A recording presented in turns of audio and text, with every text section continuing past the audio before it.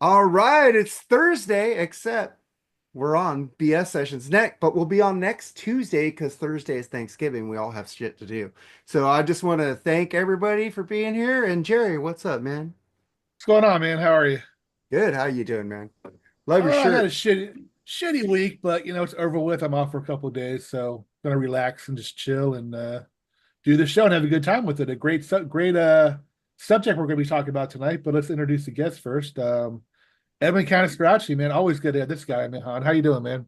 Hey, I'm feeling good. It's been a good week for the most part, and this timing was actually perfect because I can't reveal too much about it, but I am currently actually writing with a friend and co-writer. I'm writing a science fiction related screenplay, so that's That's actually awesome. why I kind of Nice. jumped on this. Awesome. And as I'm not really a big sci-fi guy for the most part, like I mean. I could definitely think of like 20 or 30 sci-fi films that I love, just like any genre. So this wasn't that hard. I actually made up the list like literally like a half hour ago, but it wasn't that hard. Like there were some movies which I Yeah. knew instantly would be on the list, but I'm not, I wouldn't say it was one of my favorite one of my favorite genres. But because I've been writing the sci-fi script, and I also wrote a sci-fi script last year, first time I ever wrote sci-fi. I've written in a lot of genres. I started to get a little more into sci-fi and start watching. Like I was telling you, like I just like got into the Star Trek films again, something films I hadn't watched since I was like a teenager. And so I just been kind of diving into this into the sci-fi nerd stuff. And I will say that sci-fi is better than fantasy for the most part, unless you count like Conan the Barbarian, which is awesome if you count that as fantasy. I know it Robert E. doesn't. Howard was a genius. Yeah, so I like the grittier stuff. Generally, I like stuff that's kind of dark and gritty. So that fall, whether it's whatever genre, if it's comedies, drama, action, sci-fi, fantasy, I like kind of late 70s, very early 80s kind of gritty, dark shit. So you'll see some of that represented on my list. But yeah, looking forward to it. Awesome. And then we got another great guest, man. Metal Mike Tyler, man. How you doing? Oh man, dude, just been making it, work's a pain in the fucking cock and everything. But other than that, Yeah. it's all good.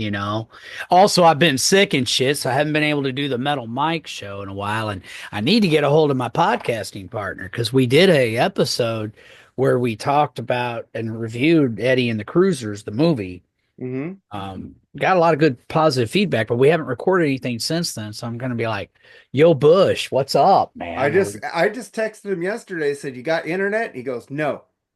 So Yeah, I mean I wanted he's him been to do a show yeah. too. So that's what I He's asked been him. quiet on Facebook lately. It's Yeah, crazy. he has. But yeah, man. Other than that, I'm doing all right. Thanks for Cool, asking. man. You looking good, And Jared, without the glasses, LASIX, yeah, man. Fucking oh man, it's just it's like freeing, man. It really is not have to worry right? about glasses I'm anymore. I'm thinking It about really doing it is. myself. I'm so tired of Oh, fucking glasses and contacts, yeah. man. Yeah. I mean, it costs $4,000 for both eyes, but it's worth it, man. I'm telling you, it is Damn. worth it. Um. Rich Anyway, motherfucker. man, Mike came up with the topic tonight. What are we talking about, Mike? What is your Well, it was idea kind for of the? inspired by we did our 10 favorite or 11 favorite because this goes to 11. Um, you know, westerns, and I thought, well, hey man, what about sci-fi? Because I'm a big sci-fi fan. I am that fucking nerd. I'll admit it for I you. am too. I mean, but I love all that Nerd, stuff: science nerd. fiction, Where's Ogre fantasy, at? fucking horror, comic book shit. I love it all, man. Um, good stories are good stories. Same with westerns Mhm. or gangster film or anything.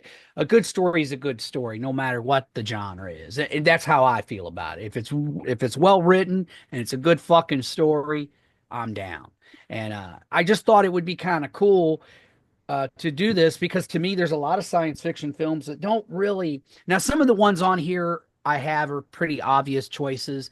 Um, I mean, but I've got like literally a two list of fucking honorable mentions because there's so many great movies that have Yeah. been made over the years.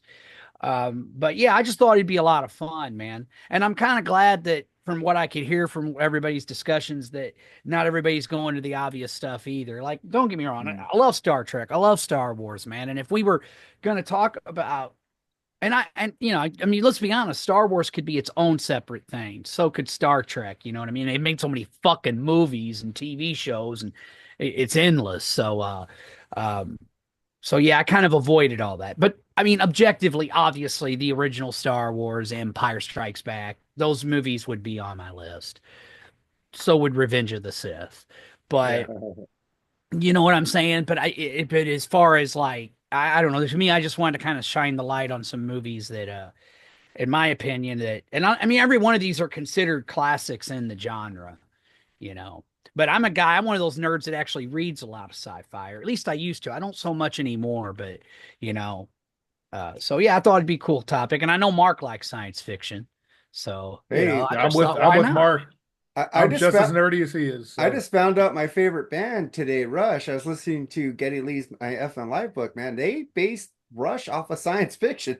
So how good Oh shit. yeah. Yeah. I mean, Dude, that's Well, pretty I knew obvious. that, but I didn't know the whole thing was. I thought they were just dabbling in it. I didn't know they wanted to be that sci-fi band, and I'm going, that's fucking cool. Well, Yeah, see, they're that's very kind of deep. why, even as a little child, like when I was a little kid, and the first time I heard 2112, man, it blew my mind. I'm like, Wait, this now was like Star that's Wars, but for my great. ears. That like should be canonized like sci-fi cinema Oh, or literature. oh, for No, Yeah. sure, man. it's a movie, you know that. It really is, and I love the animated animatronic videos they did when they did the. I wish more bands would do that. Like when the Beatles did, when they re-released Revolver, and they had that animated video with the lady painting Mhm. that for "I'm Only Sleeping." I love that shit. I wish all the classic bands would do new videos for some of their classic material. Why fucking not, man? Rush does that for when they release box sets. They'll That's what make they those did videos. with Yeah. 2112, man. Yeah. It was the entire first side of 2112. And they even had animatronics for the other things. Passage Yeah. of Frame, but it was fucking awesome, man. That's what I'm saying. A lot of our classic plans. Hello, Black Sabbath. Should be anyway. Pink Floyd and other bands got a lot of sci-fi Oh, thank in you. them too. Yeah. Yeah. Yeah. It's great. The first Lemmy's band before Motorhead that he was in, Hawkwind. Hawkwind. Yeah, Hawkwind was a great space rock band from the Oh, 70s. yeah. Getty They were brought them very- up. He says Hawkwind is Hawkwind. They were very sci-fi. They were Very, very very influential on Monster Magnet. Yeah. I love Monster Magnet. Oh, I love Monster Magnet too, man. Yeah. All right, Mark, what we got for some BS tonight, man? Before we get into BS, there's something because I want to ask people why they like music, why they like bands, why they like certain artists. But I get this stock answer for people who don't know music for me. I go, well, I don't like this band. Well, a million people bought it. And I go, so why do you like the band?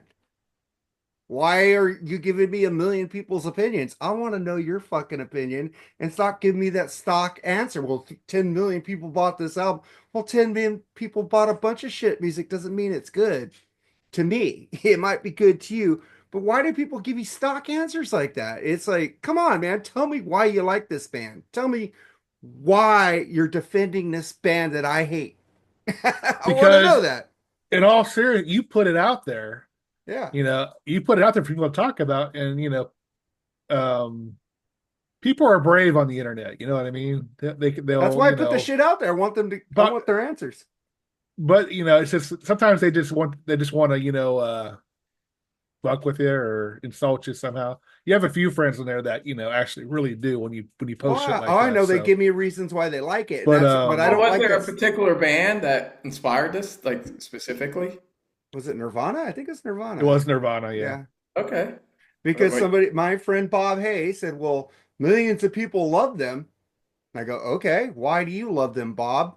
I mean, But you fish sometimes, Mark. I do fish. I do fish, you but like, it's in a you're a nice shit way. star, you know it. That's Mark's brand. He likes stirring. He's Oh yeah, content, Mark's like creating trying content. to reel them in, and I want also, I think he just really is curious to know, like, okay, I don't get this band. Why do you like this band? Here, let me explain to you why I like this band. I mean, I'll never understand why Mark likes Oingo Boingo, but at the end of the day, my condolences and rock on. Yeah. I don't care. It doesn't matter. It ultimately it makes zero fucks what people, Exactly. I don't understand why people get so butthurt over opinions, man. I remember when years ago, it was, I think, in Bill Wayne's Facebook group page, this guy got pissed at me when somebody asked a question, your thoughts on the Black Album. I gave my honest critique, man. Now, once upon a time, I ain't gonna lie, I fucking hated that record. Thought it was a sellout. I fucking hated it. Thought it was, I've mellowed over the years, and I understand why they did what they did and all that. And there are some good songs on that record, but at the time, but I've always still felt like, look, man, they knew what they were doing. They did what they did because they could, for one thing. They were talented enough to be able to write those type of songs to get, what I'm trying to say, but they became mainstream, man. They did. I mean, whether I don't give a fuck what your feelings about it are or not. Ultimately, though, you can't argue with all right, I'm turning this fucking shit off. This game's already pissing me off. Means Anyway, Pittsburgh's losing. Yeah, I had a bad feeling about that game. Anyway, I just kind of, but he kind of insulted me, man, because he said that I had, I forget exactly what I said, but he's like, well, that's a lame criticism because blah, blah, blah. Like it or not, the Black Album was a progression. And, it did for Metallica what Bob Ezrin did to Kiss for Destroyer. And I'm going, okay, I kind of see what you're saying. Kind of. But Bob did the Elder. Yeah, right. That's one thing right there. You're arguing. I said, but I'm pretty sure you just compared Bob. And what's wrong with it? What's wrong with the Elder? Don't even get me fucking started. That's a whole other rabbit hole. Yeah, I don't even want to get into it. But my point that I'm trying to make is that, it was like you could just tell he was fucking offended and pissed off because I'm not that big a fan of that album. And I love a good debate. So I was like, okay, all right. So I just basically, when he told me it was a progression and this and this and that, and that, what'd you want him to do? Play 1,000,000 miles an hour every song like they used to? I'm like, that argument right there grinds my fucking gears when people throw that in my face. There are plenty of Metallica songs before the fucking Black Album where they didn't play 1,000,000 miles an hour, okay? Fuck off with that shit, all right? I get so tired of hearing that. Did Orion play 1,000,000 miles an hour? Dude, there's a lot of Welcome Home Sanitarium's not. Fade to Black, one. Yeah, there's a bunch of them that aren't. Escape. Harvester of Sorrow. Right. Get the fuck out of here with that bullshit, And I understand them going in a simpler direction, especially after doing an album like Injustice for All, because it was very progressive thrash, really. I get it. Do I feel they went too far in that direction? You goddamn right. If Cliff Burton were alive, would it have been a hell of a lot better? Yeah, I'm pretty fucking sure it would have been. But that's neither here nor there. It's irrelevant. At the end of the day, Metallica are the biggest metal band ever. Whether you like what they're doing now or whether you don't or love everything they've done, ultimately it doesn't matter. But this guy, you could just tell he was really butthurt. And I just said something to the effect like, well, look, dude, apparently, if you're going to sit there, and I said, to me, when I think of progress, I think that something gets better as it goes along. And if you're going to sit there and tell me that you honestly believe that the Black Album is better than, say, Master of Puppets, then you and I are on different ends of the spectrum of the Metallica fan base. And you know what? That's okay. There's nothing wrong with that, man. I go, but I got to have a hard disagree with you on that. I don't think it was a progression for me. I understand it sold 1 billion fucking albums. I understand that. It's still selling to this day. I get all that. I acknowledge all of that. But to sit there and kind of, I don't know, he just kind of called me out. And this is a guy who you used to get into it with him, Mark. His name was Glenn something, real dickhead. I don't know if he was a dickhead. I just shot back. So then he's put nice rant, Mike. Too bad it isn't. Oh God, I remember me and him got into politics one time. That dude Glenn, yeah, really bad. Yeah, he was a fucking jerk off. No, I don't know. Yeah, he just said asshole. Just tries to talk down to you like I'm just so superior. I'm just so smart. Dude, you ain't near as fucking smart as you fucking think you are. I'll fucking take the fucking Pepsi challenge against you any day of the week. I remember that fuck. Dipshit. Yeah, absolutely. That's number one. Yep. Number two, so then he goes, nice rant, Mike. Too bad it wasn't very useful. I said, I don't know if I'd call it a rant. I said, I'll be the first one to admit I'm a wordy motherfucker. I go, but No, you not you. challenged me, No, so not I'm at all. challenging you. And I said, I don't understand what the big deal is here. Apparently, you think the Black Album's the greatest thing since sliced bread, and I don't, and I fucking don't. Who cares, man? It's just fucking opinions, dude. Like who cares? And I'll never forget Ian chimed in right after and said, Metal Mike has spoken. Mic drop, and the dude I didn't remember say that. shit. I remember that Yeah, now. dude didn't say shit back to me. I said, yeah, it's what I fucking thought, dude. Because Yeah, I'll fuck debate that with guy. anybody. Yeah, And I remember that. at the end of the day, I even told him, I'm like, dude, you're not going to change my mind. I'm not going to change yours. I go, but it's not like I went on here and said the Metallica Black Album sucks. Yeah. Somebody asked my fucking opinion. They asked everybody's opinion. Yeah. I offered it, and you attacked me. Yeah, that fuck was insulting my And sister. then That's where I I just posted fucking a form, the butthurt reform. Told him to fucking fill that out. He's probably not even in the group anymore because probably Ralph took him out eventually. Oh Fuck yeah, that he's guy. gone. I haven't gone. seen him in ages. He's a bitch. Fuck that guy. Any thoughts of that when people make an excuse, Edwin, when Well, they yeah, I'll address both these things because I feel like both these questions kind of lead to the Black Album and Nevermind, which are the two biggest selling albums from the 90s. So it makes sense.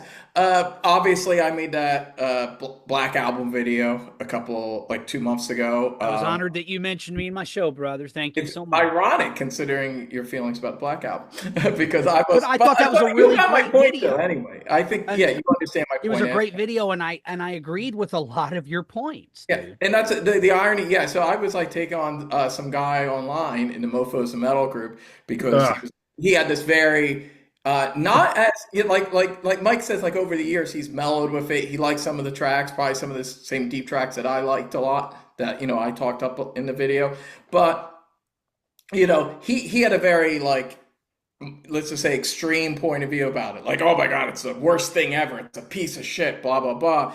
And this is where I kind of straddle the line a little bit about that argument about, oh, well, sales matter and stuff. I mean, in some sense, like I said in the video, I think you can't really judge how popular something is in its current moment because there's trends and people are trendy by nature, especially young people, and they might get caught up in a fad, and you can't like judge like every fucking boy band that was out like sold a lot at the time, but 20 years later they might not be selling so much. However, when we're talking about legacy albums that like 30 years later are still connecting with people and selling, I do think that's a little more of a complicated conversation where there does need to be some objectivity that gets implied. And it was an amazing accomplishment.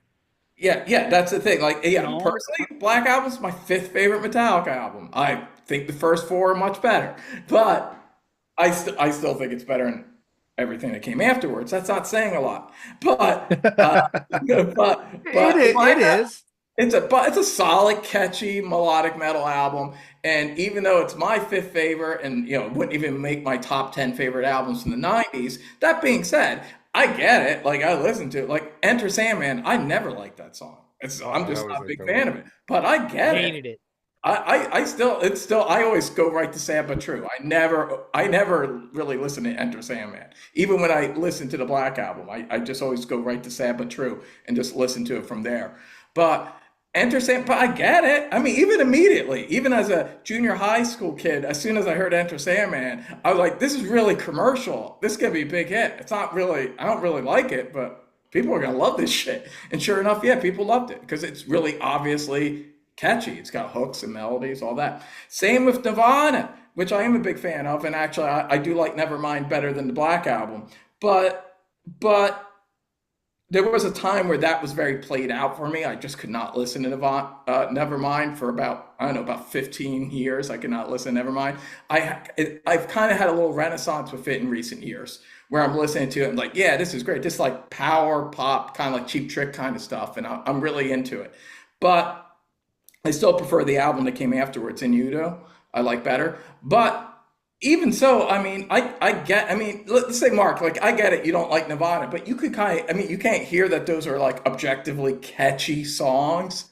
Like Yeah, you can't they're- hear they're- objectively that Smells Like Teen Spirit's catchy. I Like, bought the CD because of that song, the video. I Well, went the and whole bought thing it of when it. it first came out. I bought it. I was Lithium, Come As You Are. I mean, the whole album's like yeah, but after five 3 songs weeks that of are really listening good. to it, and then I read the lyrics, I go, "What the fuck am I listening to? This is Well, gobbledygook to me."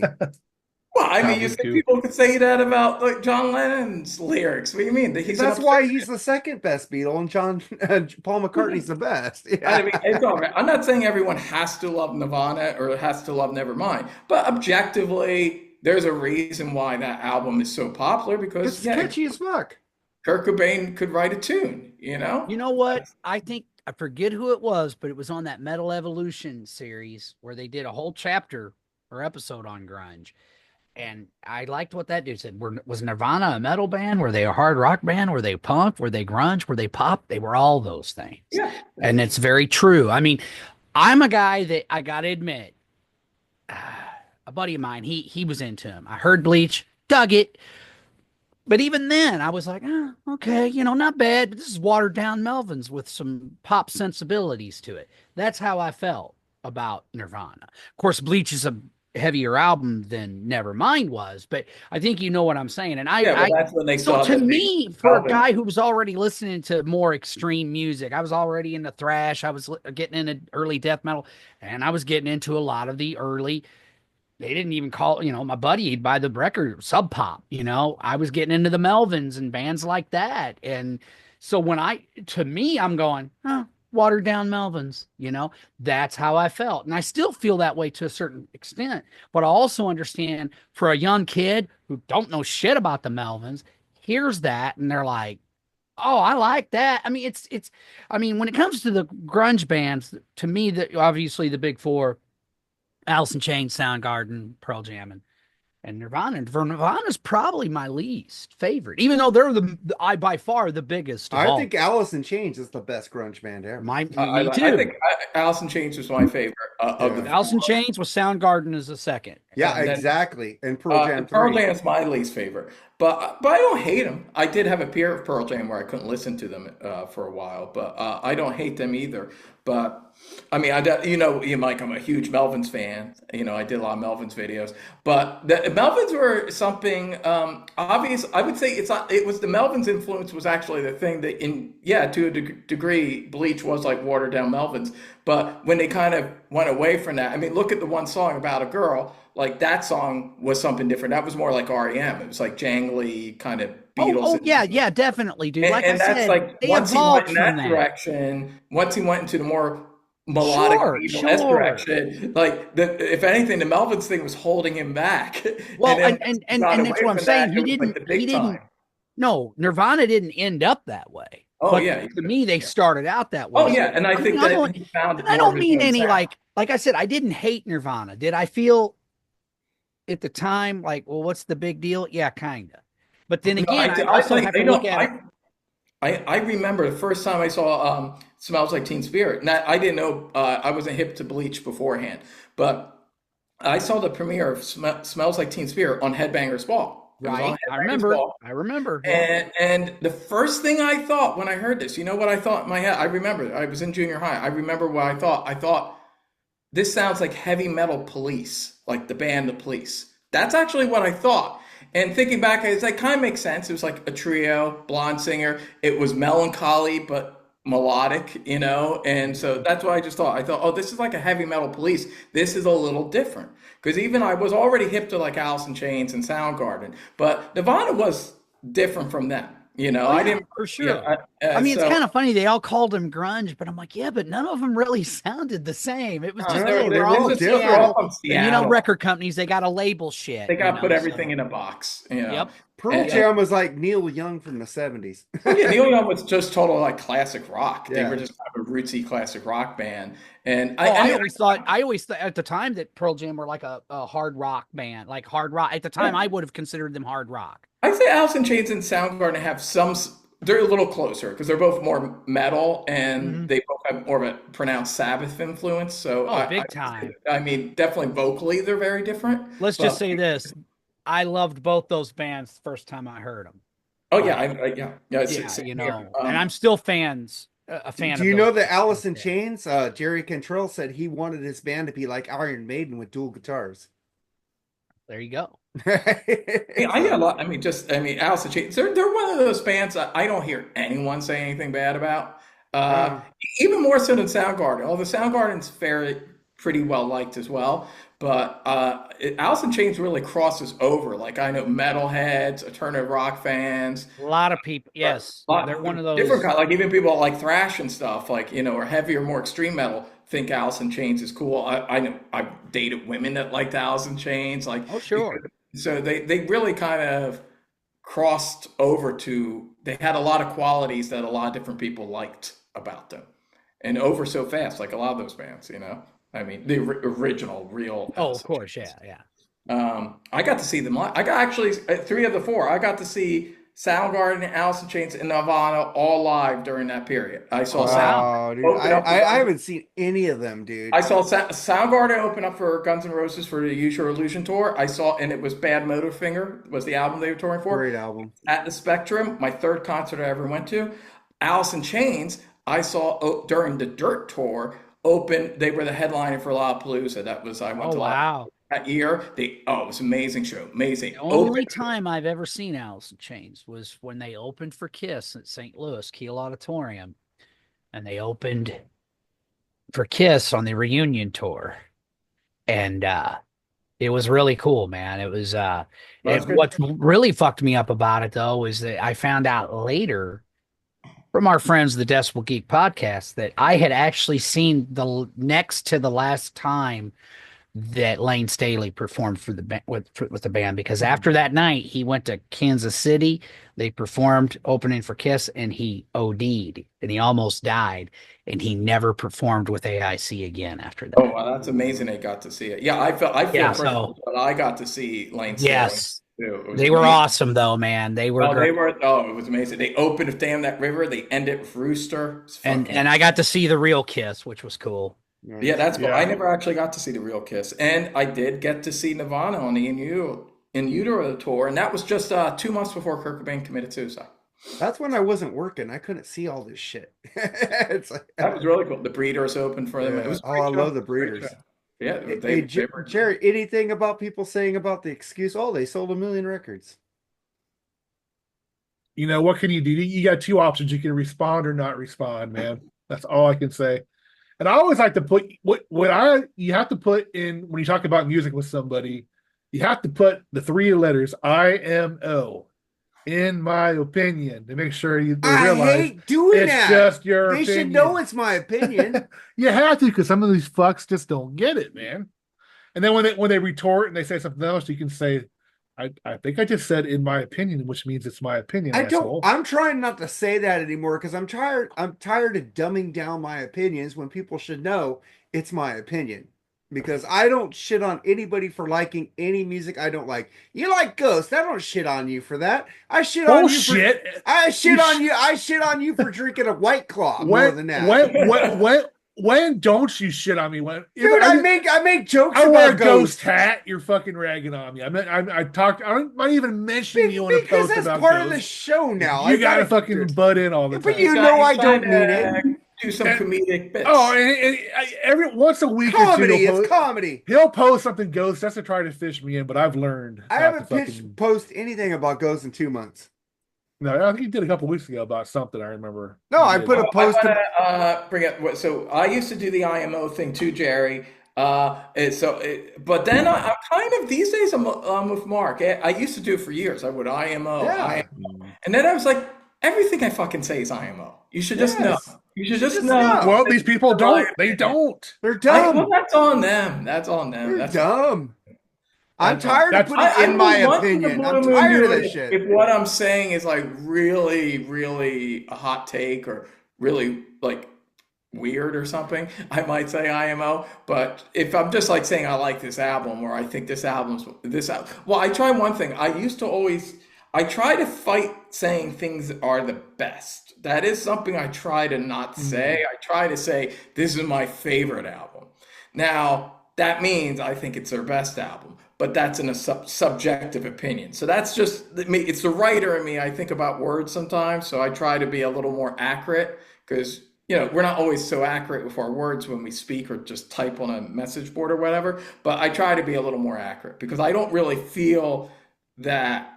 I do think some things are objective. Like you could say something like the Beatles are a great band or Van Halen or Black Sabbath were great bands. I do think you can say that objectively, but when it gets down to like what you think their best album is and who the best band is, like that's where I think that's a little subjective. We should say favorite. That's my favorite. So it's I don't always do it, but I try to train myself to not say talk in absolutes like this is the best. Yeah, I don't do that. I just go, I don't like to say in my opinion. I just said I said the other day, I said Dave Grohl was a real talent and I found it. That's my opinion and people should know that. If you don't think he is, then fuck off. No, I'm I joking. do that, or if it's something really fucking stupid, I just won't even respond. Take that as if it's something totally, dude, it's not even worth my fucking time. I ain't responding to it. It's ridiculous. Yeah, that's how I try to take care of that situation. Yeah, but people, it's funny on the internet, especially. It's not something I've encountered in real life. It's but on the internet, it's this whole world of people that get butthurt if you like something that they don't like or you dislike something. Dude, Whereas real life, that never occurred to me like until like 10 years ago, once I started to get into the whole RMCP army and all these different groups online. That's when I discovered this whole subculture of people who are that gets really upset if you like something I don't like. Like in real life, if you just talk to a person and say, hey, I like this, and hey, I'm not so into that, you're like polite to each other. Yeah. It's not a big deal. But online, it's like suddenly your fucking inner cunt comes out and everyone's gotta be an asshole. Yeah, I mean, it's like there's some that I want to respond to. Like like 3 or 4 months ago, somebody wrote that Kurt Vanderhoof can't write a metal riff. Ooh. And I'm sitting there fucking fuming, and I'm like holding back. I didn't say anything. All you could say, Jared, all you could say is when people say something stupid like that, I just go, oh, okay. It's just dumb. I'm like, oh, okay. I'm being sarcastic, but I'm not putting their opinion down at the same time. It was a tough one not to respond to because I'm a huge Metal Church fan. Metal Mike, you're not talking. We can't hear you. Oh no, we lost Mike. We lost Mike. Mike, we lost you, man. You're talking to us. We can't hear you. Wait. I just don't have the time nor the energy to argue with morons. Like those fuck sticks who want to, I'm in a metal group and I'm so metal, but I'm going to hate on the original Black Sabbath. You're a fucking idiot. I'm not saying Black Sabbath has to be your all-time favorite metal band like they are mine, but you young fucking whippersnappers in there, they created it. That's like saying, man, I really love fucking jazz, but fuck Miles Davis in the ass.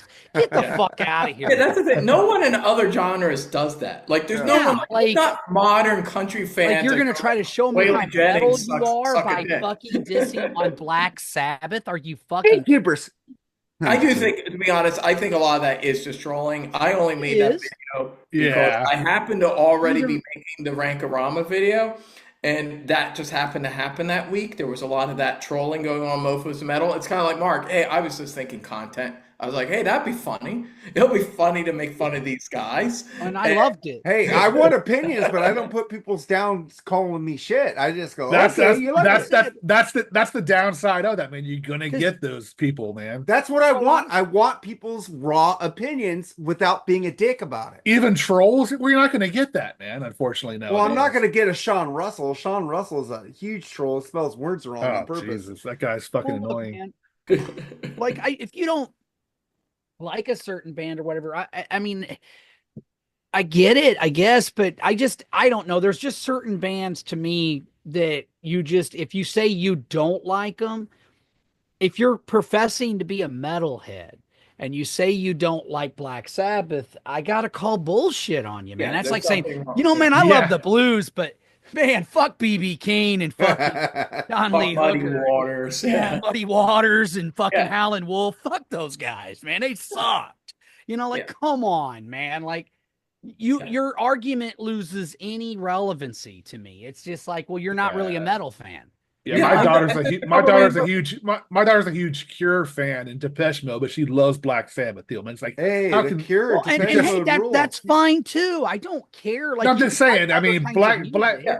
saying Sabbath, Black I get Sabbath it, but- sucks is No, Sabbath transcends the genre, but Yeah. what Mike's saying is like you don't have to you don't have to be a metalhead to love Black Sabbath. Right. But if you are a metalhead, you have to love Black Sabbath. That's Well, it's like- exactly what I'm saying. But it's like Thank you, Ed. if you love reggae and hate Bob Marley, That would be wrong. You that'd would be wrong. Yeah. Yes, it would be wrong. Well, Bob Marley. Peter Tosh if is you're- the man, you know. Now, if you're a You're casual like in the music- Wailers with Bob Marley. You would have, Yeah. at the very least, you'd have to love the Wailers. All right. Well, Yeah. I mean, It'd be kind of yeah, like, of course. but I almost, I don't know. Saying you don't like solo Bob Marley is kind of like saying I love Black Sabbath, but I don't like solo, but I don't like Diary of a Madman. Yeah. And it'd be a little like that. I mean, all right, Mark. What we got next, brother? What we Yeah. got next? Okay, man. I'm gonna just get into two more stories here. Paul Stanley doesn't rule out one-off Kiss concerts in the future. Anything is possible, Jerry. Really? Is that him You walking surprised- back what are they called? The avatars? Yeah. Is he walking that Whatever, back a Paul. little bit, you think? And Or you is know he what? That, pointing I think avatars? he's missing touring and he wants to get back you out know there. what? There will be people out there to go to, and more power to it, man. It's just they've been dead to me since. The last time I wrote it was Rock the Nation tour. What was that? 2002, 2003. And that was the last time I seen them live. But they died after they had the originals, and the originals left. It's like there's nothing left, guys. I mean, seriously. I do like Monster, however. That's a great album in my opinion. I really do like it. I like Monster too. I think it's a good album. But as far as going and see them live, I had no interest, man. What I if saw Kiss and Def Leppard one time in the teens. I didn't even stay for Kiss. I just stayed for Def Leppard and left. That's how disinterested I am in Kiss. what to be devil's advocate, Jerry? What if it was the original lineup? What if it was Peter? Oh, absolutely. He would go. Yeah, I knew it. Absolutely. Even with Ace sounding Like I said, I've been disinterested in Kiss since then. That would be very interesting to have. And that's never going to happen in a million years, but there are four of them are alive. I don't think they could pull it off, though. no. You don't think Peter could play for that long? Paul I can't don't even think- fucking I don't sing think Ace could anymore. play He uses anymore. fucking tape cards. Well, he Just uses stop tape. already. And All they of use us need tape to just- drums. But that's the thing. Yeah, What's I mean, the point if they're yeah, all being taped? Yeah, Mark just made a point. Even Ace can't fucking play anymore. Have you heard his live shit lately, man? It's just not good. Yeah, I love You Ace, could but do it's one painful. song on a TV show. I mean, Gene, to his credit, is always in top form. He really is. But the rest of the Yeah, guys, they do a Gene song. You see, but I don't think Paul's ego would let that happen. But the best case scenario would be they do one or two songs on a TV show, and Gene sings the two songs. That would be the best case scenario, and they'd Or be better. Paul's using tape, so that'd be You know, good. I have the feeling that Gene would actually allow Ace and Peter to come up. I do. I think he would, but Paul, I don't think it'll happen. Yeah, Paul's the diva. Yeah. absolutely. Well, I mean, look, I kind of got to echo Jerry, and this is coming from a guy. They were my gateway band, for fuck's me sake. too. I love Kiss. My first Kiss album was Alive. It changed my fucking 6-year-old mind, blew my 6-year-old mind, changed my life, man. I've been a metalhead ever since. I became a metalhead at a very young age. I didn't even know what the fuck metal was, but I knew I liked it. And then my neighbor across the street was like, well, if you think that's cool, check this shit out. And then he plays fucking Black Sabbath for me and Zeppelin and all these. I was like, it was done. And at that point in time in my life, man, if it wasn't heavy metal, like fuck the Bee Gees. Those guys were pussies, man. I didn't agree like with any. that. I love that shit now, but I'm just telling you, Oh God, go back to the old Mike. at the time, I didn't get any of that. Yeah. Okay, Cure Boy, you're gonna fucking give me shit about the Bee Gees. I hate the fucking. You don't Bee like the Gees. Bee Gees. Have you listened to their earlier, more? Yeah, Bee listen to their Dude, 60s stuff, man. Edwin, you gave me an album to listen to them from the early stuff like And a you year can't get ago. into it? I didn't like it. No. Because All right. I know you I like- respect. My I condolences, respect Mark. the Bee Gees. I know they're good musicians. Yeah, Barry but Gibb's very They're talented. very good All that. musicians. I don't like the voices. I mean, don't they like wrote the- songs for everybody. It's I mean, like Michael King Bolton, it's like fucking King Kenny Rogers, Diamond. Dolly Parton. The music is What? great, but the voices. No, Fair enough. Well, that's how I am with Ghost. Like, Yeah. sometimes I'm with Mark on Ghost. Like musically, because I have a lot of friends that like Ghost, and I've been trying for years. I listen to them. I know Jerry likes them, I but dig them. I've been listening to them. I try. I get it. I understand. I hear the BOC influence. I hear the stuff, and I'm a big BOC fan. I get it. I get why my friends, like Mick Watkins, like Ralph, I get why they all like Ghost. I get it. I listen to them. I can hear their well-constructed songs. They're kind of like a heavy metal ABBA meets BOC. So I get why some of my friends That's like probably that. why I don't like them. Alba. Well, I like ABBA. So in theory, that doesn't even bother me. For me, it I does. just don't like the singer's voice. I just can't. That's the thing. I don't. There's something about his voice Dude, that sounds kind They of. are more new wave than they are metal. I like new wave. So I it's love like, new wave. I love new wave. Ghost, I can't get into the, Ghost. They have so many different styles. Ghost has. I don't believe that. I don't like. They I got said, rock. problem with They the got style. metal. I, They even Jerry- have prog. They even have prog. elements Jerry, in some of his their voice songs. is new wave-ish. Okay, I understandable. don't mind that even. That's what I was saying. I don't mind. I like new wave singers. It's just I Just just not don't him. particularly like this guy's voice. Yeah, I just don't like his voice. That's me. I And love that's new it. wave. I just don't connect with it, and that's it. I can hear they're a good band, but not for me. You can't like do everything. you like New Order?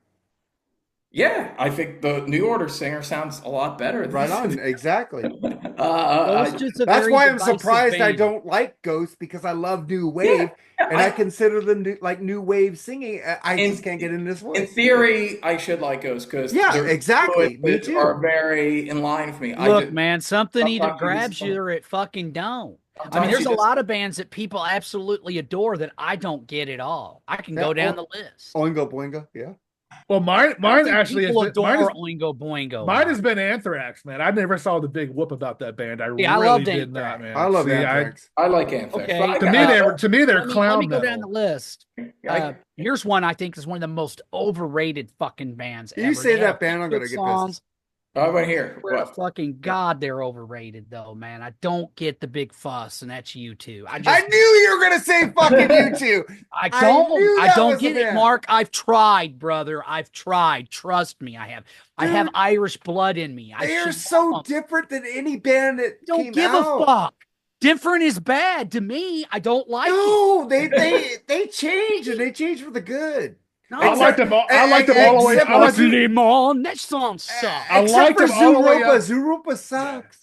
That's all the way up to the all the way up to like. the all the way up to rattle and hum. I liked it, but after rattle and hum, they just went. Dude, you're forgetting don't about get the me wrong. best. They had a few good songs. I don't loathe them or hate them. I just felt they were overrated. I didn't get it. Yeah, Like when do. I was younger, I didn't get why people freaked out over the police. But as I got a little older, I'm like, okay, I get it now. I get it. You should get U2 too. I but didn't that's just my get you, opinion. dude. I have tried, Mark. Trust me. You know when you If I keep want to try- listen to good Irish rock, I'll listen to fucking Thin Lizzy. You know, Yeah, if you, Thin Lizzy. this is what I say, Mike. If you keep trying on a band, just give up. And Well, yeah, that's there's why a I certain did. point. I finally I gave gave up. up I on did that Slayer. too. I gave up on Ghost. I'm There's done. a certain point, yeah. I think it's fair to try because there are some bands that are growers, and just like certain albums. But there is also the flip side. Sometimes there is a point where you just go, "Yeah, I'm just not into them." Like, Yeah, exactly. Yeah, You either I get it tried or with you Slayer. I don't. tried with Ghost. I tried with a lot of bands, and I said, I'm done. I can't do it anymore. yeah. It's fair enough. You try. There's another guy, You have Mark an can't open stand mind, that you I try. love. But when I first heard him, I was like, "What the fuck is this shit?" And that's King Diamond, Merciful Fate. When I first heard that voice, I was like, "What in the fuck? What is this?" But when I got it, I got it. That's all I can say. Hey, Mike, that was one of the guys I tried. I know you did. Yeah, I tried, I know you did. and I said, "Fuck it, I'm done." Yeah. It's acquired taste, some stuff. I was that way about Bobby Blitz's singing in Over. Oh, I Dude, love there's a lot of Overkill. people.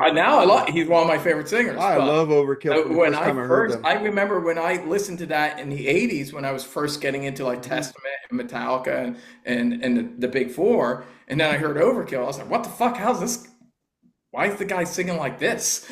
Like I just but I didn't really have the education at that point. Like I wasn't like I didn't listen to a lot of early Judas Dude, Priest there was and Merciful Fate and Accept and stuff like that.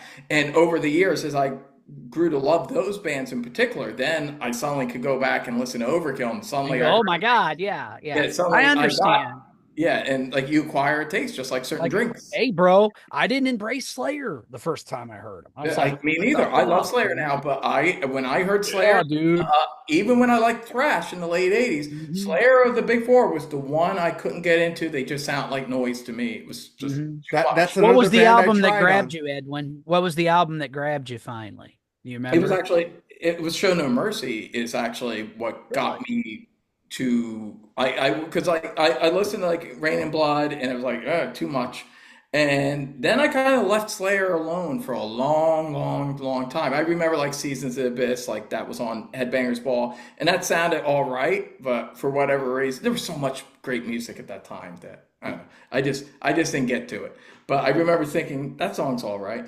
But it wasn't until like 10 years later that once the internet was involved. That's the thing. Once the internet was involved, suddenly you took chances on bands, you sampled them, you listened to their different albums and shit.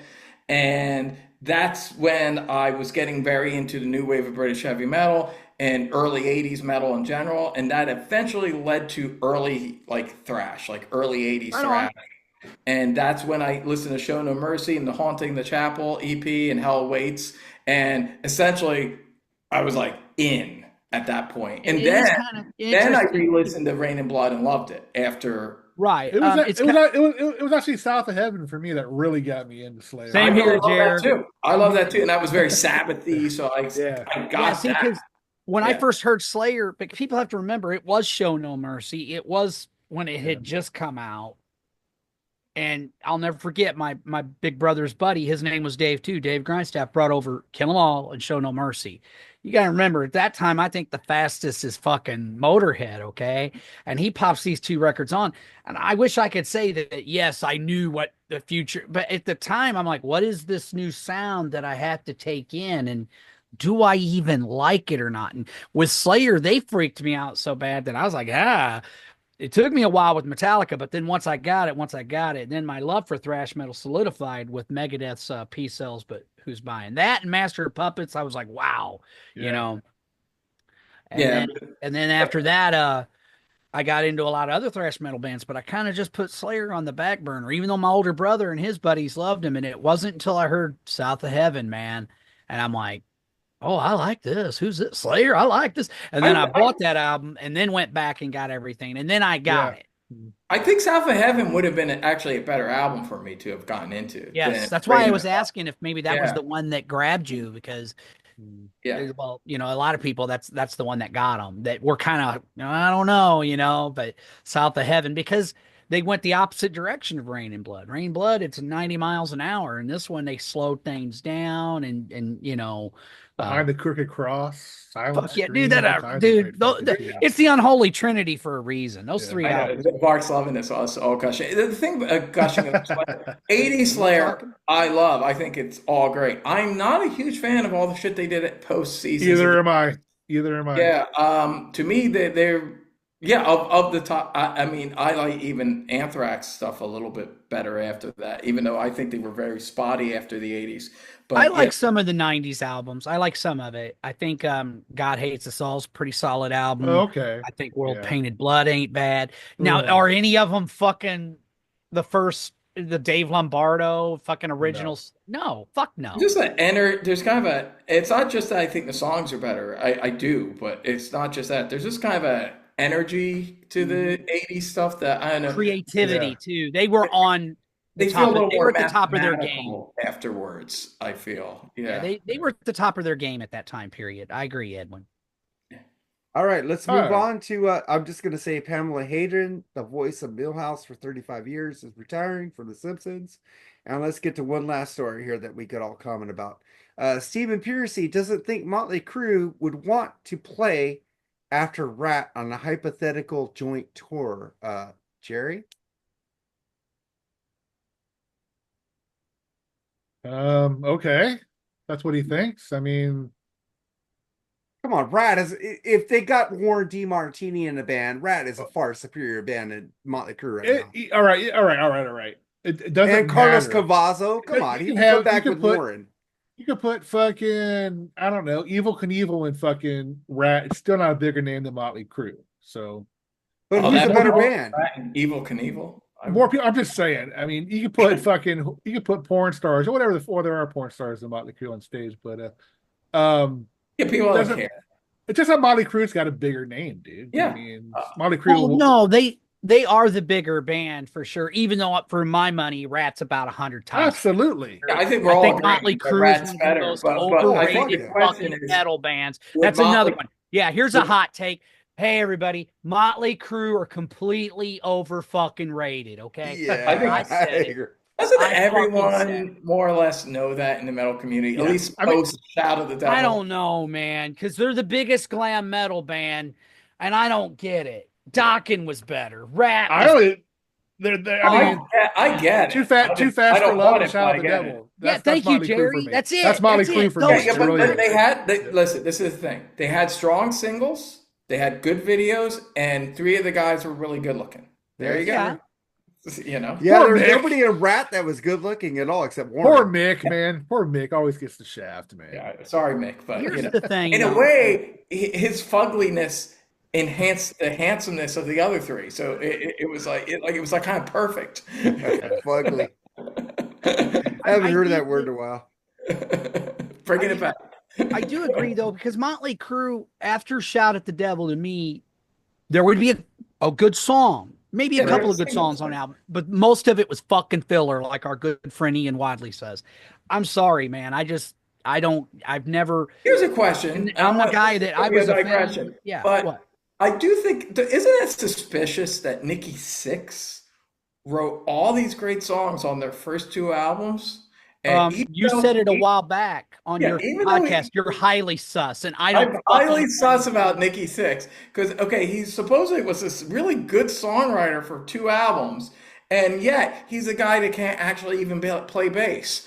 And so what the fuck? I What said this. He probably stole it off some guy with a Very needle in easy. his Quit arm doing on drugs. Sunset Boulevard. Took his Yeah, lyric book. quit doing Was drugs. there That's like the a problem. bassist from what's that band that Vince Neil killed the singer from? Oh, Hanoi Rocks. Hanoi Rocks. Yeah, it was like a bassist from Hanoi Rocks. I like, thought it was the writing drummer. It was Razzle, right? Yeah, that's No, I meant who was like writing the songs, like, or was it Bob Daisley maybe? Who was writing? Some other bassist was writing the songs for those first two albums. I don't know. It's suspicious. That's I all. thought he Very stole. suspicious. I thought he stole. I've always said this. I think Nikki Sixx stole the lyric book from some guy in the gutter on Sunset Boulevard with a heroin needle, and he goes, "Hey, these lyrics are good. I'm going to take this." Wait, even the music, like the music's good. Like the Yeah. riffs are good. Like there's Yeah, I don't know, man. I But don't he can't know. play bass. He Yeah, can't. he play can't even play bass. How could he write a good? How could he write music when he can't even play bass? I have no idea. And here's the other thing. It'd You be think, like, okay, think when of he this. first started Just one out. thing. Picture Cliff Williams. Okay, he actually plays bass? But wouldn't you think it was weird if I told you Cliff Williams wrote songs for AC/DC, considering his bass lines are all like doon doon doon doon doon doon.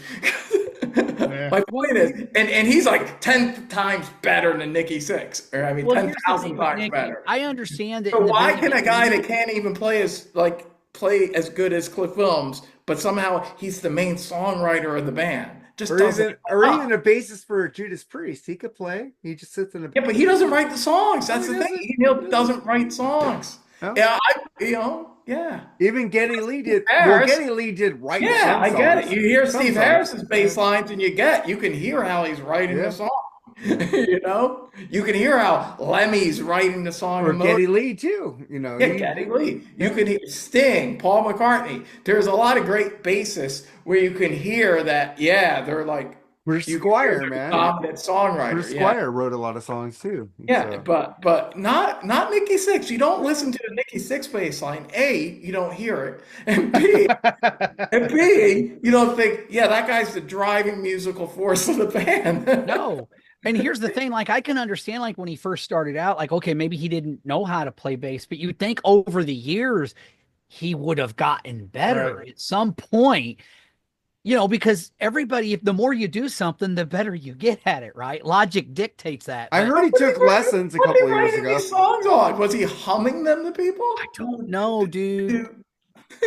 Yeah, there's no way that he wrote those riffs for Mick Mars. No, no fucking way, dude. But yet McMars doesn't write riffs like that on his own. Hey, you know, Geddy That Lee is said, true too. You're right. I'm just gonna Who say, the Geddy, fuck is writing Geddy, What a Geddy, fucking anomaly, fucking Motley Gary, Crue is. Geddy The more Lee you, the said, more you dig history. into him. Geddy Lee Wrapped said in an about enigma. publishing and songwriting is like, for some reason, the Enigma, that's it. guitar players don't get credit for writing a song when they write their own leads. And he said it's like, if you think about Jimmy Page and Stairway to Heaven, come on, that lead makes a song. And he said if he didn't get credit for that, that'd be suck. He said that. He said that for some reason, guitar players, when they make leads, they don't get writing And credit. I for don't think that shit's right. Like, as far as I'm concerned, Ace Frehley's fucking name should be on co-writing on all I those agree. songs, Sometimes- because he I wrote think all those drum fucking beat- solos. I think drum beats sometimes should count. Yeah. Yeah, depending on how distinct they are. I mean, the drummer, I don't know her name, but the drummer for the Go-Go's got into a bitter legal battle with them. From With You the Got other the two. Yeah, for You Got the Beat. She's like, that's like the hook of the song. That's what kicked the song off. That was like what led to that riff was we were jamming. I did that beat, and that's the song's literally called We Got the Beat. And yet I'm not considered I'm not considered a songwriter on that song, and she, it's a fair case, Do you think Ringo's drums on Birthday are kind of like part of the song? Like Big time, dude. Yeah, like it's, or look at John Bonham, who did sometimes get credit, but I mean, they just said written by Led Zeppelin a lot of times, so they were a little more fair, actually. Rush did that later in their career. They just said all of them. Lee, Yeah. Lifeson, and Pierce. That's it. The Doors did that until the Soft Parade, Yeah. and that's only because Jim Morrison was embarrassed by some of the songs. But before that, they always just said written by the Doors. That I think depending on the band, that might be the best way to go about it. But Motley Crue actually says written by, like, I don't know, don't they say written by Nikki Sixx? Yeah, everything. Yeah. Just about. There's a few songs that have co-writes, but mostly, yeah, Nikki. I don't know. I'm with you, Edwin. I'm very suspicious. Bushy gets mad at me when I say that, but I'm like, it just to me, no, that just defies logic when you hear some of the crap albums that came afterwards. I'm like, this is the same band that did Too Fast for Love and Shout at the Devil. I don't know, man. Is there ever been a clip? Like you see clips of like Lemmy with just his bass and he's playing and it's like, yeah, that's Motorhead. Or you see Paul McCartney with an acoustic guitar, and you know what I mean? You see Axl Rose with Izzy next to him with an acoustic guitar. Like there's some clips that show you them in the early stages of songwriting. And has there ever been a clip of Nikki Sixx with like doing something like that? No, I've never seen I it. don't recall in my head. I can't think of any clip of him with an acoustic guitar. Yeah. Or have we ever seen, anything to suggest that proof that they write songs? No. No. All right, man. Let's end the BS, man. Let's get to what we're doing, Jerry. All right. Well, let's start our. You want me to keep track? I guess You Or can do keep want to track, do it? man. You All keep right, track. I got it. Let's start with our top 11 sci-fi movies. We'll start with Mike, man. What's your number 11, man? My number 11 is actually two movies, but I had to make it one because one, it's based on a legendary science fiction book, and it was so glorious to finally see it done justice because they have attempted to make a movie. The first one, I believe, even, I like the longer version because it's more like the book. And that's Dune Part 1 and 2. The original, though, they cut it to 2 hours, and it just didn't make any sense. I mean, this is a story that it really is the Lord of the Rings of science fiction. I mean, it's very involved and in depth, and a lot of it's even got its own goddamn glossary for fucking terms and meanings of what it's very, very dense is what so even adapting something like this and pulling it off, and I haven't watched the new series on Max yet, which is a prequel, but I'm looking forward to that. Now Yeah, me too. I need to watch those new movies. That first movie, when I watched it on HBO in the 80s, it's like, it was so boring. Oh no, the last two are awesome, dude. They love are. them. I Oh, dude, need to check them they out. did it justice, Mark. Yes, they did. did it justice. I remember especially seeing part that 2. first movie. I was like, this sucks. Because for one, they did it smart. There's some books you just don't have business making into one fucking film. Okay, and this was one of them, man. I like doing you cannot do this story. It's kind of like the Lord of the Rings. That's why they did it, and because like they're fucking long and they're dense, and you can't do shit like that justice in a 2 hour film. And what's funny is they did have a version of the original that's like 3.5, maybe 4 hours, and it's not bad, but and I like David Lynch. I'm a Lynch fan. Blue Velvet's probably my favorite David Lynch film of all time. But be that as it may, Denis Villeneuve, I really think he's a very talented director.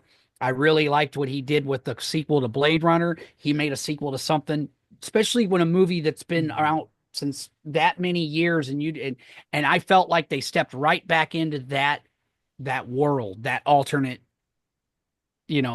timeline, really, or whatever you want to call it, because obviously it's not, you know what I mean. But it was just, Blade Runner 2048. I really liked Arrival, Sicario. I think the guy's made some really good movies, and I really, really loved what he did. I know they're newer films, but yeah, I was the casting, everything. I just thought it was fucking epic, and that's what Dune is. It's epic, and if you're gonna do epic, you can't be fucking around.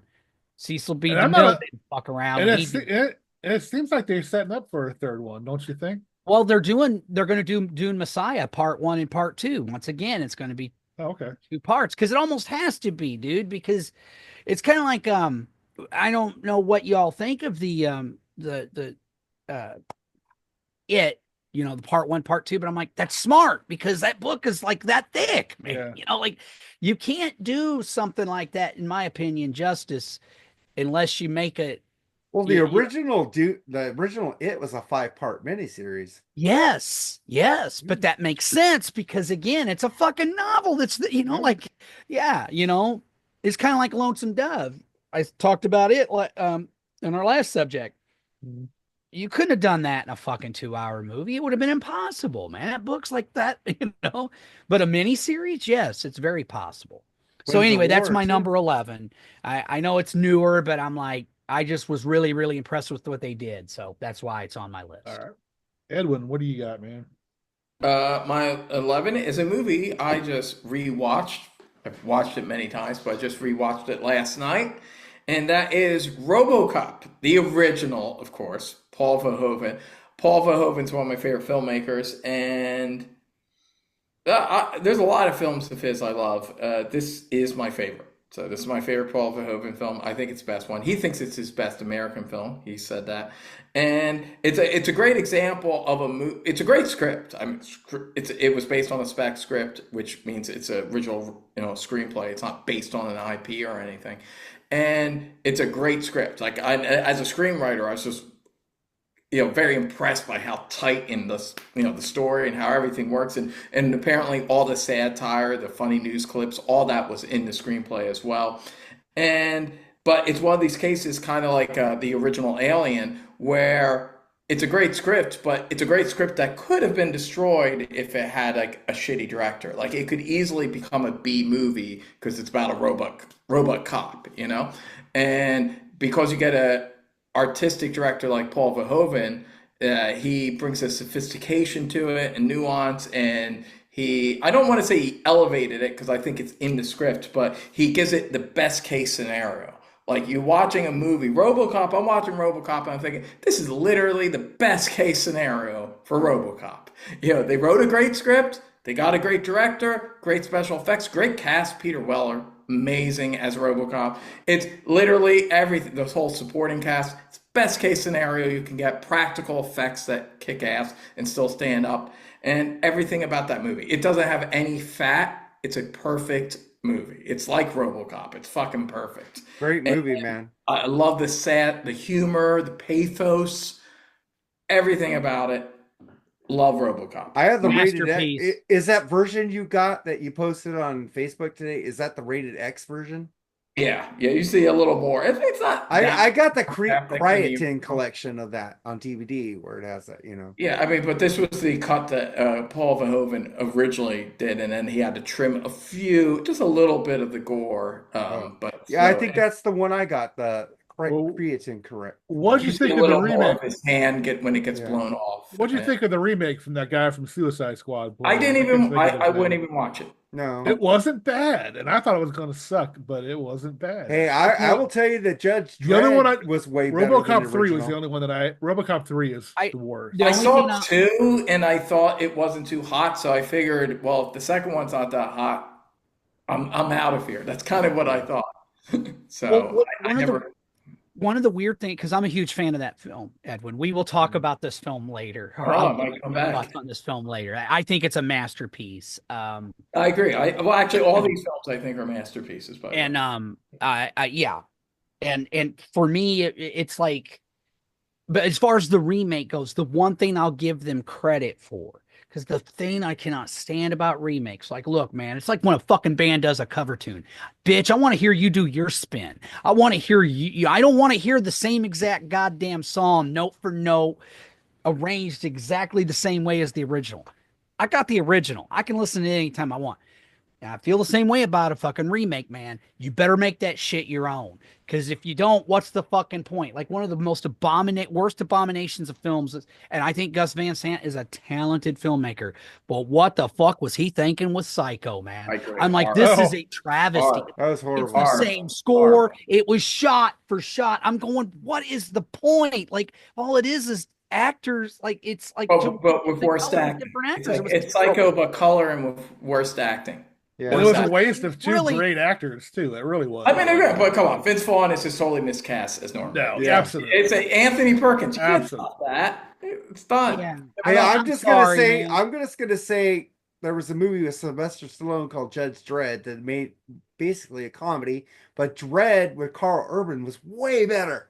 Well, that's because Way Dredd better. with Carl Urban is more like the source. Yes, exactly. No, I sometimes you go back if something was bastardized to begin with. Yeah, you go back and that's a little different. That's definitely a more justifiable remake. And I agree. There might be one remake that is a remake that I think is a masterpiece that's on this list. So I got a couple. I have a couple of remakes on here. I'm looking here. I just got one actually. I just got one. I've got two.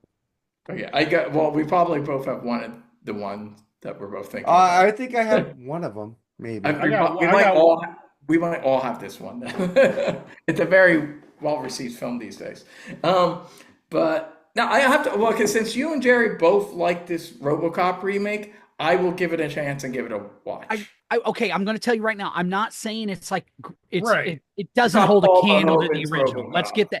But what I do like about it is they did it differently, Edwin. And I don't want to give anything away, but the way he becomes RoboCop, the fact that the way they did it, because in the original he dies, he has no memory of who the fuck he is. He has to be reminded of who he is. The way they do it in this version, I'm like, man, I don't know which would be worse as far as having that kind of fate happen to you. Like, with that being said, it is different. It is a different story. I mean, they make enough changes to it to where I'm like, okay, they put their stamp on it. It's not now. It's still not bad. Yeah. doesn't fucking hold a candle to the original. Right. Let's just get that out of the way. The original is a masterpiece. Yeah, and of course, the writer who wrote the first one also wrote Starship Troopers, which also Paul Verhoeven directed that as well. that movie. And that it didn't make my list. I will just say that, but Starship Troopers is really good too. The original. Number 2 sucks. I have mixed feelings about that movie. Okay. Oh, I see. But it's because I'm a fan of Robert A. Heinlein, and I've never seen any of his work translated to screen done right. Okay. And I'll just leave it at that. Any movie with Michael Ironside in it's gonna fucking be awesome in my opinion. It's got its moments. They bastardized the novel though, so I'm kind of like, yeah, you know. See, I never read. That's the the good thing novel, about so RoboCop. It was original. It was not bastardizing anything. It was the original script. Yeah. Oh yeah, RoboCop, and I'm a Paul Verhoeven fan. Like I like a lot of his earlier work. I mean, Flesh and Blood or The Rose and the Thorn, as it's also known. Love that movie. Yep. Where are we at, Jerry? It's on you, man. You're number 11. Well, I'm gonna. Scribble gave me a list, so I'll do him first. He put number 11, Inception. So that's a good movie. I like that movie a lot. It's sci-fi. It's good. Yeah, it's sci-fi. But then I get to my list, and I'm gonna go with The Last Starfighter. That's a good movie, man. I like that movie. I love Lance that movie. I love that movie. Lance Guest, fucking what's the guy's name from the Robert Preston. Robert Preston and Mary was in a lot of fucking sci-fi movies back then, like Night of the Comet. She was like Yeah. she's the forgotten girl in these 80s movies, and she was in everything. Mary Stuart Masterson. She was in a lot of these sci-fi movies back then. Nobody remembers who the fuck she is. She was a cutie too, She man. was I a remember cutie, that. yeah. I liked her a lot. So last time I saw her was I think she was in a Western. It was like three ladies. I forget what it was called. I can't remember. That's the last time I've seen her. That was like 20 something years ago. She been doing anything since? I don't think so. I think she's retired, man. I thought she Probably did a like great Catherine job. Mary Stewart. I thought she did a great job in Benny and June. I thought she played that role perfectly Yeah. as a mentally But challenged. nobody person. talks about her, and she was in so many movies we loved as a kid. It's like Was she in that movie with Sean Penn? At Close Range. Was she the girlfriend? Yeah, She was the girlfriend, right? Amazing Yeah. movie. I just Yeah. rewatched. I thought that was a love great that movie. Oh, At Yeah. Close Range is one of the best. I movies. thought Christopher Walken, man, fucking. Oh, was that- amazing. Oh, I- Christopher Walken. Come That's on. like one of the greatest Thank on-screen you. films of all time. It is a good Thank movie, you. man. It's amazing in that movie. Everybody I Sean talk to looks at Penn, me like I got shit on my face But when I talk look, about you that got movie. Mary Stuart Mass in all these fucking movies in the 80s, and nobody remembers her. Catherine Yeah. Mary Stewart.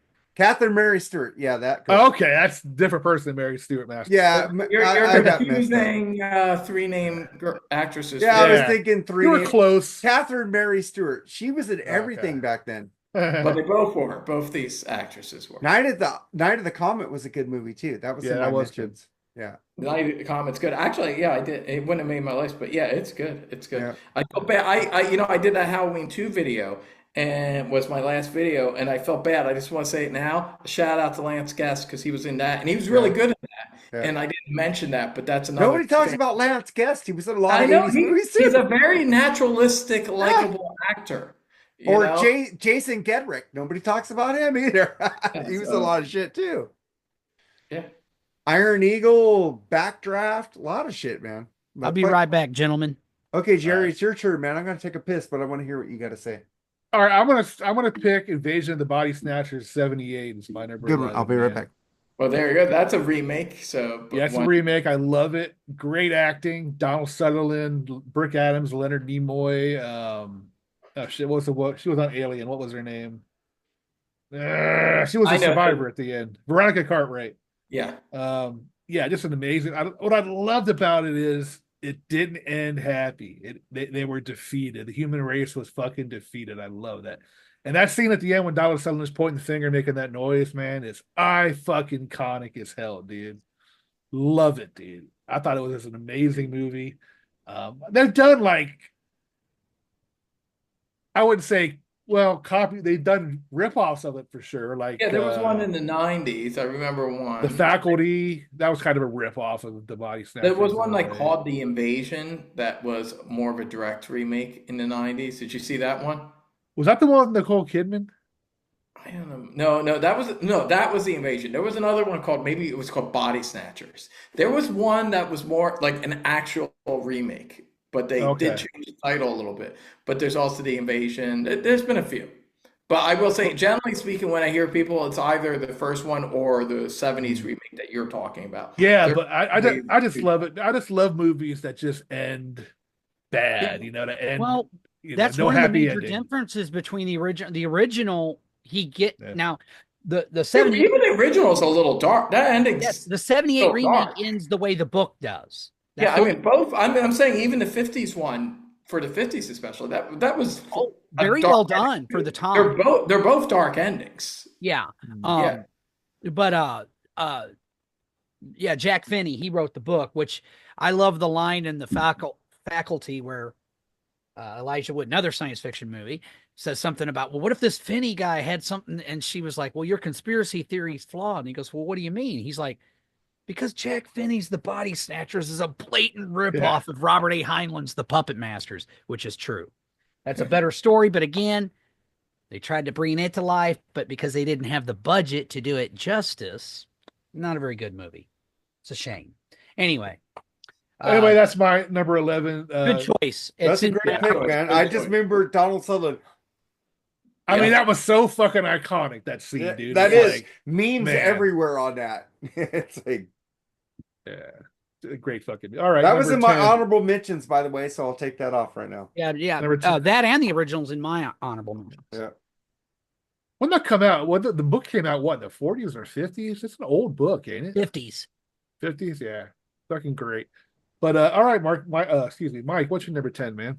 All right, my number 10 again, man. I tried to shine light on movies that people may not know about. Now, this movie is a movie that wasn't a hit when it came out. And how I got turned on was just one day I was flipping through, watching cable TV, man, and it came on, and I was like, oh, I like sci-fi. I'll check it out.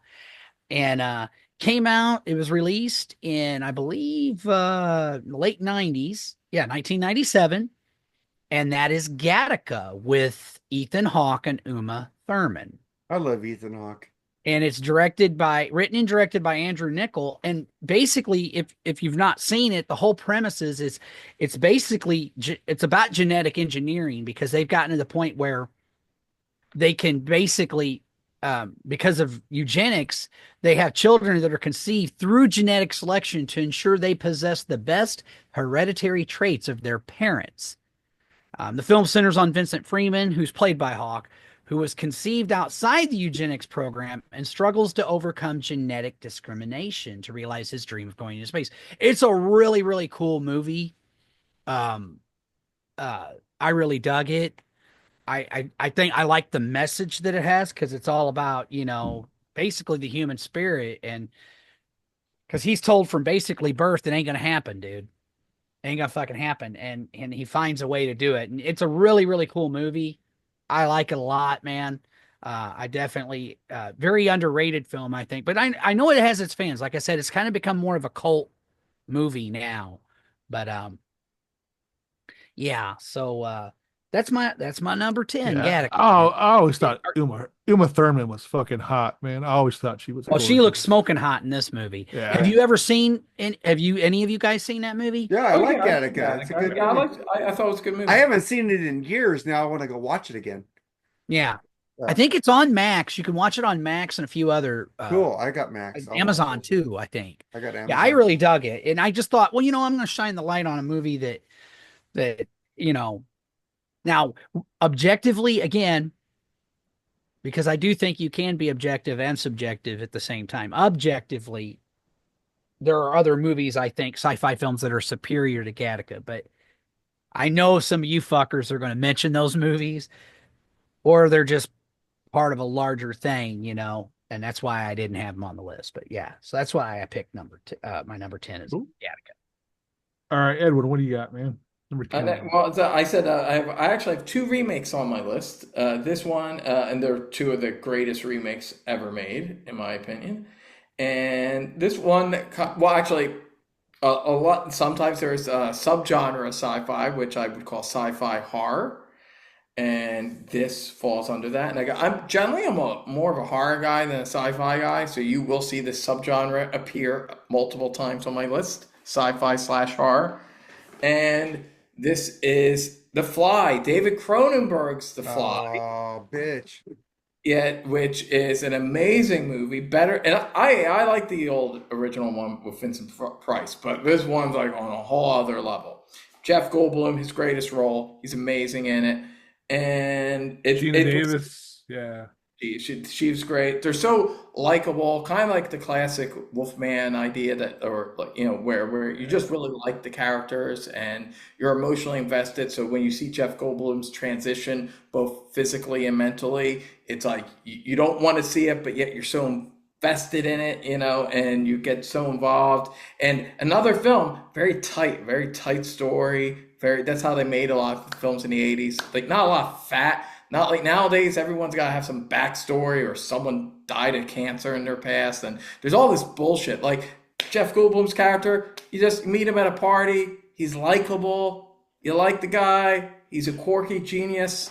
And you're in. You're just in. You're in the story. You don't need all this like backstory and exposition. And you get lost in the emotion of the story. It's like meeting someone. And it's like, ooh, an exciting love affair. And you get all caught up in it. And then it goes to shit, and it's horrible, and he becomes a mutated fly, and It's and I'm a big Cronenberg fan. I also love the Dead Zone and a lot of the stuff he's done and Videodrome, all that stuff. But I would say Scanners. He did a lot of great films. But this, The Brood, is another really good one. But this is my favorite Cronenberg film. I do think this is his best film. It's like Paul Verhoeven's RoboCop. It's like all the elements come together. Perfect script, score, actors, music, That everything's movie working. might come up higher on my list. Wow. See, I mean, you're not wrong. All these movies I consider masterpieces. So, Yeah. you know, yeah, for me, it just makes the top 10. But yes, I love, my ex was a big fan. Like, it'd probably be even higher on her list if she did one. But yeah, The Fly, number 10. David Well, Cronin. I admit some of them on my list aren't exactly masterpieces; they're just favorites. But we'll get to them when they come around. But anyway, Mark, what's yours? Oh, I'm gonna go with Dennis Quaid and Dreamscape. God damn it! I was gonna pick that next. I fucking love that movie, man. That movie. I remember watching that on HBO as a kid, just go, yeah, fuck it, he's gotta kill the. This is before Freddy, wasn't it? Killing somebody in their dreams. Yeah, that was This is badass. Yeah, before Nightmare on Elm Street, man. They had this shit down. It's like, god dang, it's like you could kill a man in their dreams and they will die in life. It's like it was cool the way they could get into dreams. This is I don't did what's his name? Who's the guy who did Nightmare on Elm Street? Wes Craven. Wes Craven. Wes Craven. Did he fucking steal the idea from Dreamscape? I don't know. Just saying, but I love that movie. I love Dennis Well, Quaid. even if he did, it's a totally different execution, though. It is. It is. One's a horror film, the other's science fiction. So Dreamscape doesn't have Freddy Krueger in it. Yeah, true. But Actually, Dreamscape. Dreamscape. Well, that's been a mine. long My, time. yeah, that's Well, my number 10. Hold on. Let me get the Scribbles number 10. It's Pixels. Okay. With Adam Sandler, the video game shit. Yeah. I like that movie. It's pretty cool. I wouldn't put it in my top 11, but that's a good pick. right on. Yeah. Hey, Yeah, Dreamscape is my number 10 too. I fucking love that movie, dude. Talk about great actors. You got Max von Sydow and Christopher Plummer in a movie together. Are Yeah. you fucking ribbing me? That just says enough right there. And of course, Dennis Quaid. Who's the chick that always goes to the Lakers games? I forgot. Well, I haven't no. watched the movie. That's not Cape Capshaw. That's another one that goes to the Lakers game. Who's the one that goes to the Lakers games? What's that blonde woman? I don't remember, man. Charlie Always Stern. goes to who? Charlie Simon. Charlie Stern. Oh, you mean no. the real girl goes to the Yeah. Oh, She's there ringside every fucking season all the Oh time. god, I can't remember her name. You're a Lakers fan, you don't know? Come on. I just thought- know Jack Nicholson, man. I don't look at Is the it stars. is it Kate Capshaw? Leo DiCaprio. No, it's not Kate Capshaw that goes to the Lakers game. Oh, what the fuck is her name, man?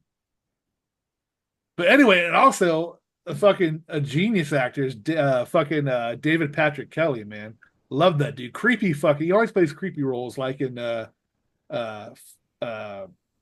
Warriors, for instance. Warriors come out. He just plays these creepy ass roles.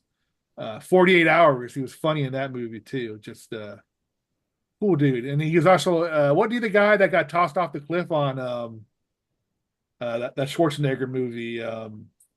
Fuck. One where he goes to the island to find his daughter. What's that? It was Commando. Kate Capshaw in the movie. Commando, yeah. He was the guy. It was Kate Capshaw in Dreamscape. You guys remember I said I was going to kill you later? I lied. You tossed Jerry, him off the- it was Kate Capshaw. It was Cape Capshaw? Yeah. Okay. I thought so. But yeah, I agree with Mark. It's a great movie, man. Even had George Wendt in it, man. I mean, it had all kinds of stars in Norm. it. Yeah. Anyway, that's my number 10. I agree with Mark on that one. Dreamscape. Number 9, Mark. Yeah, Mike. Excuse me. Mike. Now this one's kind of an unconventional choice as well, but it's sentimental reasons. One, I do think it's a very well done movie for that kind of film, and was one of my mom's favorite movies, but it is science fiction technically because it involves time travel, and that is 1980 Somewhere in Time with Christopher Reeve and James. Oh, great Love movie. that fucking movie. I almost I picked love that. that movie, too. I almost picked it. Dude, when he picks that penny out of his pocket, it was Oh so my sad. God, it's heartbreaking because Ah, of one lousy fucking penny, man. Yeah. Like so ironic. And yeah, it's just I don't know. I just felt it was really well done. Yeah. And Yeah, I just love that movie, and I always think of my mom. My mom loved that movie too. She had Yeah. the vinyl. She had the John Barry score. Oh yeah, I yeah. mean, Everything about it. I mean, even the she John. used to play it, and it is a movie I remember watching with my mom. I have it And on DVD. I do love it. It didn't, break my list, but yeah, technically it is sci-fi. I It's thought time. about that movie, but It's I my That was favorite that was form of time travel, actually, ever in a movie. I love the idea that it's not a machine or anything; that he just wills himself He yeah. literally back in hypnotizes time. himself yeah. and wills I, himself back in time. I yeah, love I that. think it's really interesting. I really It's like based that. on the Richard Matheson novel Bid Time Return. And really the whole reason why He's he a came great up writer with too. the book, yes, he is. Was that story was he was at the Hotel Coronado, and there was a picture of an actress. And if you look at the photo, I can kind of see where he's because she looks like she's staring right through you, the Wow. real actress. And he was just like, well, what if a guy fell in love with that portrait and decided I'm going to go back in time and meet this woman. And that was the genesis for, in fact, in the book, it takes place at the Hotel Coronado. Wow. And they were originally going to film it then, but at the time they had a low budget. Of course they got antennas and and they were like, well, with the Grand Hotel in Mackinac Island, it lended itself more to what they were trying to do, which that's a beautiful place too. So yeah, really cool movie. I've always liked it. And like I said, man, I always think of my dearly departed mom. So Yeah. that's why I Right picked on. it. Right on. Oh, that's a great movie. Voice. I There think he that's is. Christopher Plummer too. I think he was in that movie Oh, as he well. was fucking Oh yeah, you amazing. got two, and Christopher Reeve, who's great. Yeah. I'm a Oh, big fan. dude. I didn't make the list, but my favorite superhero movie of all time is Superman 2. And I'm also a big fan of the movie Death Trap, which he was great in, and he was a really underrated actor. He Very was great in an episode of Tales from the Crypt too. he was great. Christopher Reeve's very Anybody see that doc that we released on him recently? No, I I haven't. I'm have waiting not, for it but to I'm come going out. to. yeah, It's but I want to I'm see a it. big fan of his. So Yeah, yeah. I am too. All right, cool. Edwin, number 9, man. Number 9. Now this I'm sure will be on some people's list and maybe higher. Although keep in mind, every film on my list I think is a masterpiece. So even though you think this might be low on my list, it's low on a list of masterpieces. I know my rock and roll brother Eric Jordan, RMCP, it's actually his favorite movie.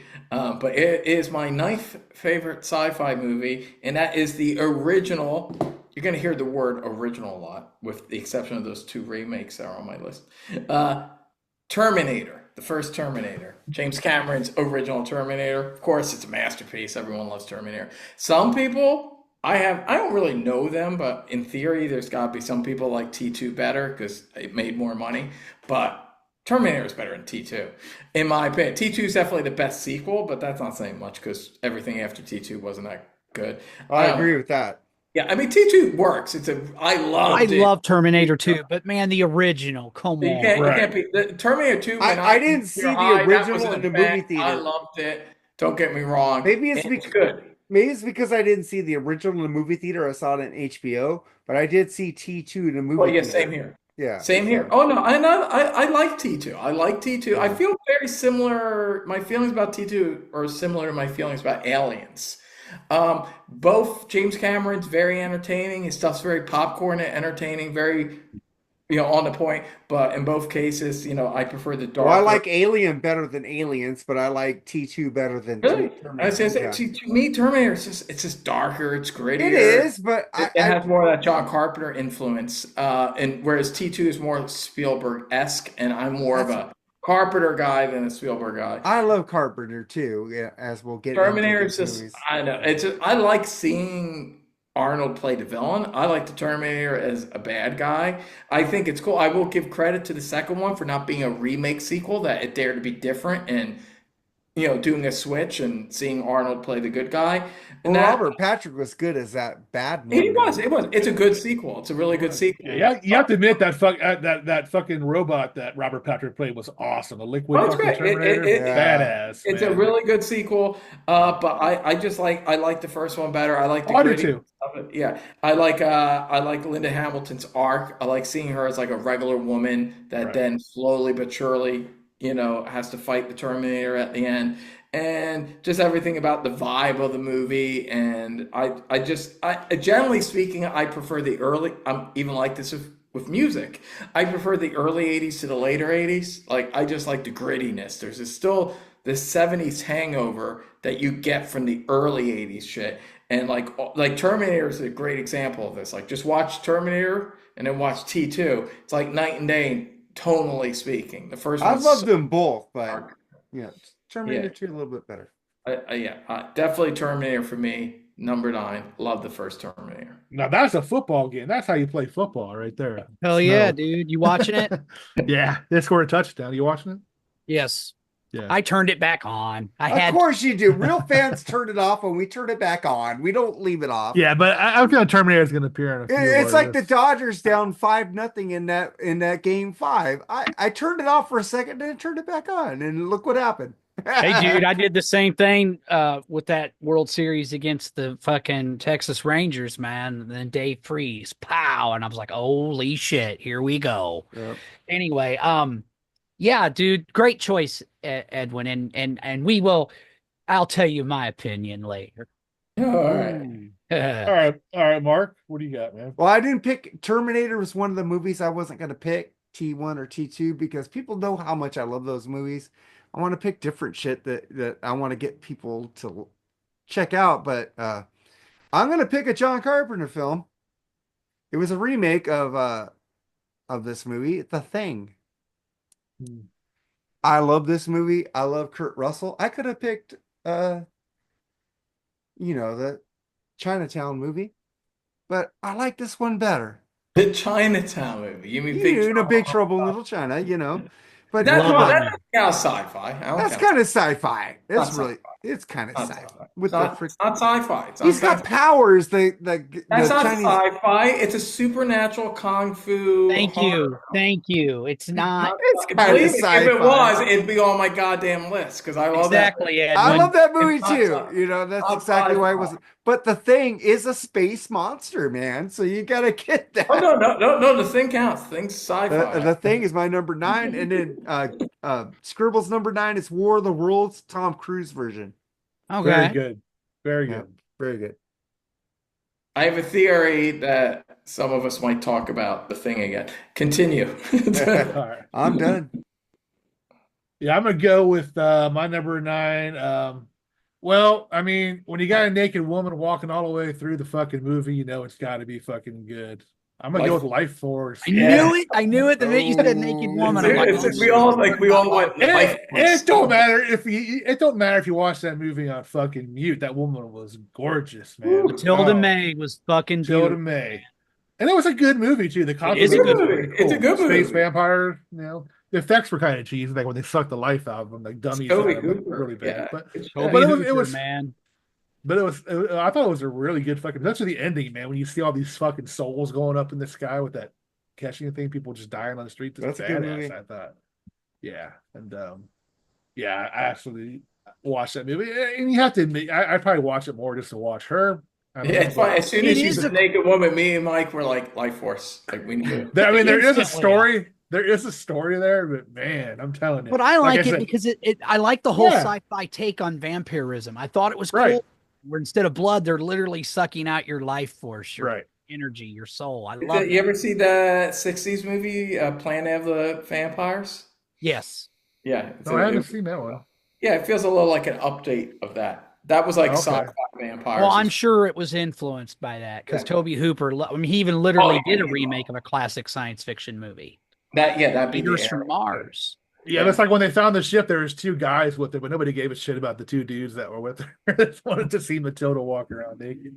Yeah. Jesus, man. I'm telling you, I was an adolescent, I was 13. Oh, dude, bro, Jerry, I'm right there with you. I watched that movie. But what was cool is the eye candy was great, but it was a cool story. It was. It's a good story. Was. I think the special effects were pretty cool, especially for the time. Yeah, you're right.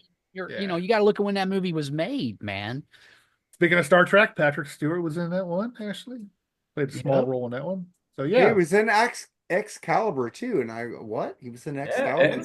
Played Guinevere's father. Yeah, I was like, Patrick Stewart, Picard was in that movie. I watched that movie as a kid and I go, oh shit, I like when you go back and watch Yeah. movies I and mean, you know these people later in life, and Yeah. oh wait, I saw him there. he wasn't known until Star Trek, man. Yeah. He was just, There's a lot of shit I've saw people in, and I go, oh shit, he was in that movie. Well, I think he was more well known in his native country. Okay, there you go. But Awesome. I don't over here in the States, He was- probably not. He was a stage guy too, wasn't he? Yes. Wasn't he a stage actor. Shakespearean actor, man. Right. Him and Yeah, Ian I got some Star McKellen. Trek knowledge in here, so there you All go. right. All right, but that's my Life Force, my number 9. Very good choice, Sherry. Good choice. Mike, number Honorable 8. mentions. That was in my honorable mentions. My number 8, Predator.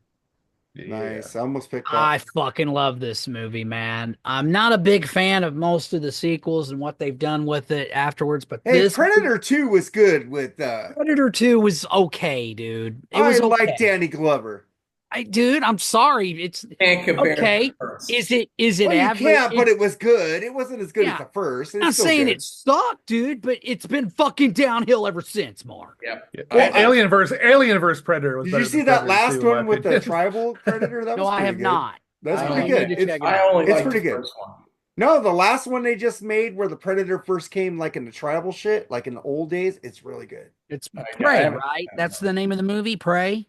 Prey, The yeah. last Prey's one really I good. saw was the one that was Predators. Yeah. That wasn't good. Prey I was saw that good. too. You know, I didn't Prey. think it was that All good. the Predators movies after 2 suck, but Prey was really good. Okay, I've heard that. I've heard that.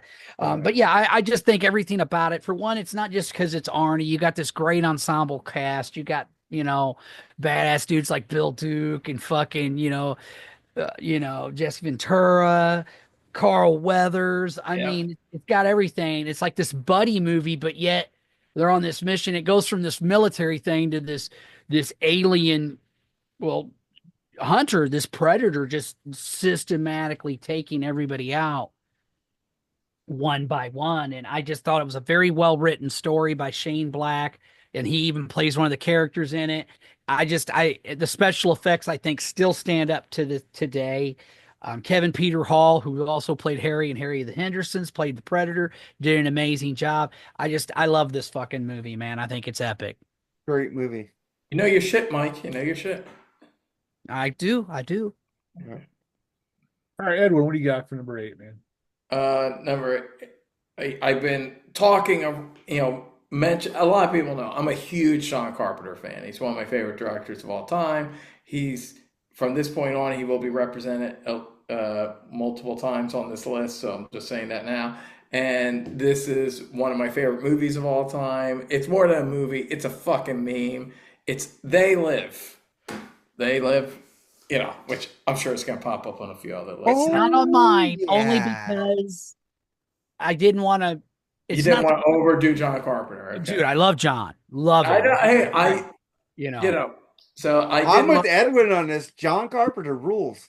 Yeah, big time, Yeah. man. I don't think he gets enough credit. No, we Yeah, should he do an had, episode on our top he's very 11 John popular in Carpenter Hollywood. movies. He is popular. I feel like he's kind of like in Hollywood, the way a lot of people in the film business felt about Hitchcock in the 70s and 80s. Okay, there you go. How people feel about John Carpenter now. Well, and then it's deserved. Yeah, he's definitely he's held in higher esteem than he was back in the day. Although his films, obviously, even back then, I mean, when I was a kid, like they had a cult following, and a few of them were big hits. Actually, They Live did fairly well. It was one of his films that was a hit. It's got Roddy Piper, my favorite wrestler of all time. Well, So yeah, mine too. Definitely one of the best with the mic, that's for sure. and he's a good. He's like, again, it's not like he was a thespian. He's not like a great actor, but perfectly casted. He was better than Hulk Hogan. You see Hulk Hogan get some movies? What you talking about, brother? But like this is the like he was that character. He was perfect because Roddy Piper actually had a period where he was homeless. He's Canadian, and he had a period where he was like living on the streets. So he was like perfect to play this character, and the whole working class hero thing. And again, I like a lot of things with satire. There's a lot of satire in the film. And I love the Carpenter aesthetic, the music, the vibe, the alien effects. And it's pretty accurate because that's like all of us putting on the glasses, seeing the bullshit that they're trying to, all the lies, the propaganda from the mainstream media, not getting political, just saying that I don't care if you're on the right or the left. If you have half a brain, you know that the mainstream media is lying to you most of the Absolutely. time. So Serious? No, I don't think so. Jerry, no. Don't do it, Jerry. So I think like this film resonates. It's a very important movie. It's a fun film. It's entertaining, but Kind of it's prophetic in my fucking yeah, I think very prophetic and kind of like what like the movie Network was like in the 70s. Like this, to me, this is like the popcorn sci-fi version of Network. Like it's a very good analogy there, Edwin. I know a thing or two about an analogy, but yeah, this is a film that transcends its time period because it's prophetic and Isn't that what great sci-fi does? Yeah, it predicts the future, and now that future is our present. Because when I was a kid reading that stuff, people would make fun of me, and I'd go, well, joke all you want, but today's science fiction is tomorrow's science fact, number one. And number two, it's kind of like now these same fuckers that used to fucking basically make fun of me for liking comic book stuff, when I went to go see the fucking Avengers, they're waiting in line too, and, oh, hey, dude, hey, Mike, what's going on? I'm like, oh, hey, poser.